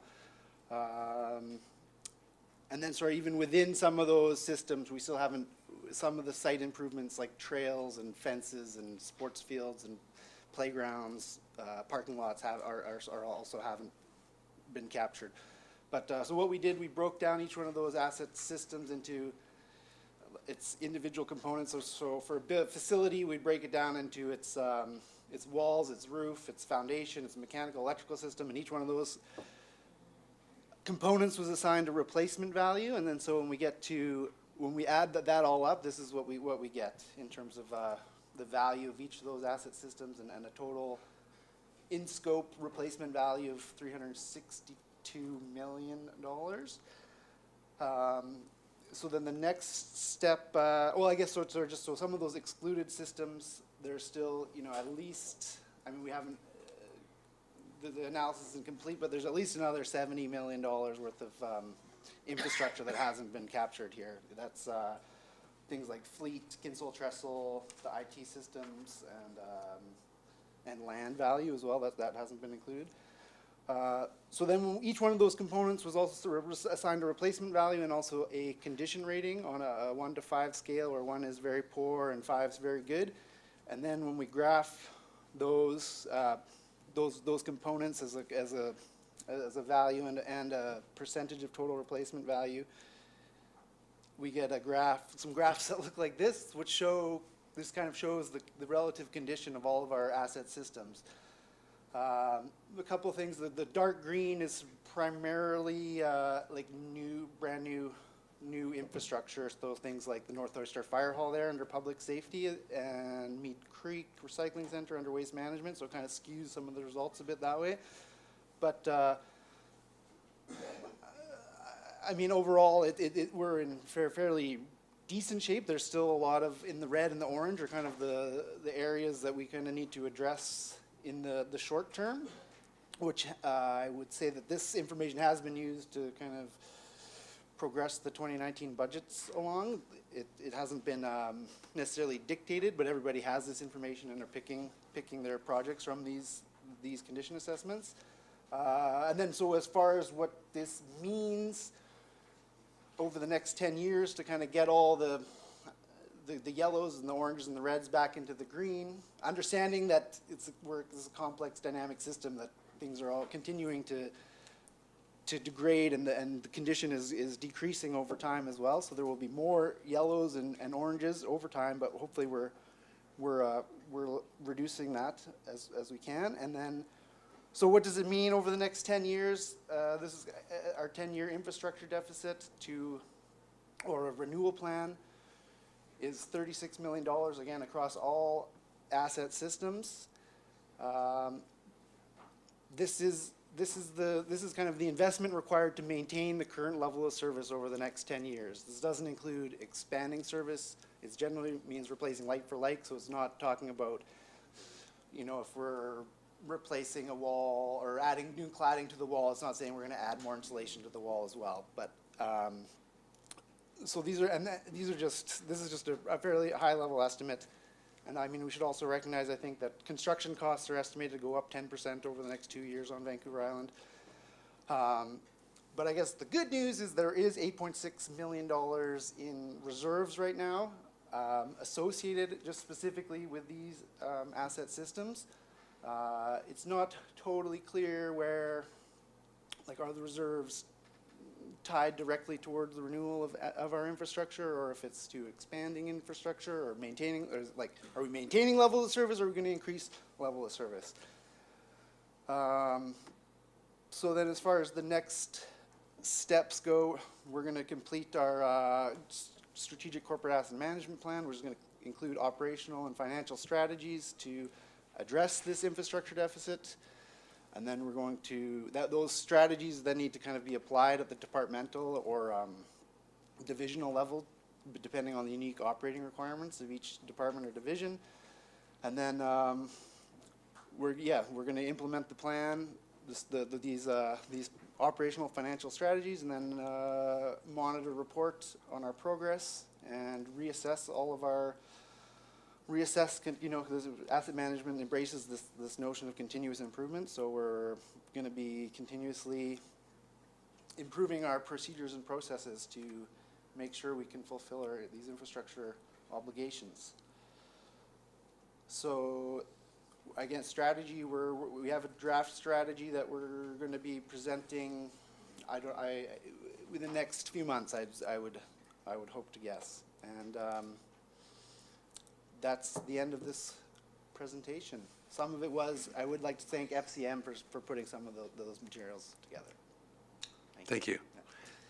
Director Marsh, questions? Yes, thank you, Mr. Chair, through you to Austin. So you said there's over $8 million in capital reserves. So I noticed when I went through the report, which was last night, you'd think I'd remember it all by now still, but I don't, that there's many areas where there's no reserve funds. So is that like universal reserve funds that could be put in any of these areas? Because most of the time I'm taught here, it's function to function, so. Yeah, exactly. Can you explain that to me? Exactly. Like, So I guess in the back of in the appendix of the report, or is it in the appendix, or is it the? I don't think I got to the appendix, Okay. actually. Well, each asset system has its own kind I of saw summary those. page, and then Yeah. it tells you what the capital reserve is specific to that asset system. And many are zero, And is many my are point. zero. And then even, yes, Yeah. so So- that's the reality. So they couldn't, the ones that are zero, none of that $8 million will go towards them because it's a different function. They're already in their pots for their Okay, specific that's what I was functions, afraid yeah. of. Thank you. So I guess if I could do a follow-up, is staff going to be recommending that going forward, we begin to put reserves away each year for some of these Yeah, highly used assets that have zero yes. reserves? That's part of the financial strategies that we're developing Okay. right now is gonna be kind of establishing what that means, and are we gonna be, or how are we gonna fund these renewals? Is it through reserves? And if it is reserves, are we gonna try to target 100% through reserves, or some sort of combination of different funding strategies for Right. these projects? Yeah. And if I could just have one quick more. So with the new funds being announced federally, is someone looking at whether and how much and what could help us with this right now? Because I kind of suspect that's Right. part of why, since they're asking us to do these plans, they've doubled the funds. So is there someone on top of that? Well, yeah, there's a couple things, I guess, there. This was, we don't know all the details yet, but my understanding, the gas tax has been doubled yeah. for this year. So whether there was a few different streams. There was this Special Priorities Fund, and then also the Community Works Fund. So. But you'll be diving into all of them Yeah, to see and what we can do. I mean, I think the Community Works Fund was established to kind of address some of these infrastructure challenges across the country as well. Right. Thank you very much. Thank you. Director Nicholson. So implementation is largely comes through our budgeting cycle. So we really, all this information, these plans will be available, so we'll have these discussions moving into this new budget cycle. We're hoping to. I mean, at the departmental level and the individual. Like I've been doing, like working globally on the strategic level. So once it gets to that operational, divisional level, there's still a bit more work to do. So the asset management plan will get completed. That'll form a set of recommendations that will be included in consideration for the board and then budgeting around that. Yeah. Yeah, thank you. This next year. Yeah, well, I would hope so, or else the deficit's going to continue to grow. Well, that's my Yeah, that's my understanding real from your fear. presentation was hope to have the asset management plays this phase completed relatively soon, and that'll help inform the departmental budget process. Yeah. Director Smith. Through the chair, will you be looking at divesting the CVRD of some of the facilities that are in this report? That's a great question. I think it's not specifically identified as one of our strategies right now, but we are currently defining our levels of service for each one of those asset systems, and so there could be, yeah, you might be able to establish service levels that just, the service levels should justify our infrastructure that we have. And if that's not the case, then some adjustments should be made. Thank you. And just sorry, I had a little sidebar with Mr. Kieber. The simple answer is always the best one, and at this point, I would say no. And I was confirmed by Mr. Kieber. Is that fair? Yeah, it's really not staff's position to say we need to sell off this service or this function or this asset. It's really individual commissions, if there is some related to that, or committees, but it's really we take our direction from the board, and we will continue to provide these services and make recommendations on how to maintain those services. If you want to Rid of stuff. get rid of stuff, then. And that also, means- there's legislative procedure around divestment of For assets assessing that. within local Exactly. government. So if they're park assets, or for example, it requires elector assent and so on and so forth. So without getting too into the weeds right now, because we are over time, definitely something though, when those recommendations come back in the asset management plan, it's the board to reflect on and give direction. Fair enough? Yeah. Is there anybody else on my speakers list that I've missed? Thank you for being so patient, and I just have one question before we go. Next step, you talked about the excluded assets that haven't been through a condition assessment yet. I'm assuming that that work will be ongoing as part of the asset management plan? That's correct. So as brief as we can, I didn't want to open a can of No, worms, but no, that's the only thing that You stuck talked about out. the next step. Yeah. Next step is actually to start with financial strategies. Okay. Because the strategies, we have already identified them, climate change included, Mm-hmm. embedded. So that's the most important part, because I cannot implement the plan when there is no financial plan and all done with that. Mm-hmm. And then the staff will know how much money to put aside for maintenance, regular, Yep. et cetera, et cetera. Great, thank you. But in future, yes. Okay, great. Seeing no further hands, so Mr. Barry, what do you recommend? We were gonna try, we have 1:30 board start. Is the committee okay to have 35 minutes and get back to the table for an on-time start of the board meeting? Nobody's saying no, so we'll reconvene at 1:30 for board. Mr. Barry. Board, for this meeting, you need a motion to adjourn the meeting to reconvene immediately after today's board meeting. And moved by Director Coons, seconded by Director Marcotte. All those in favor? Opposed? None opposed. We are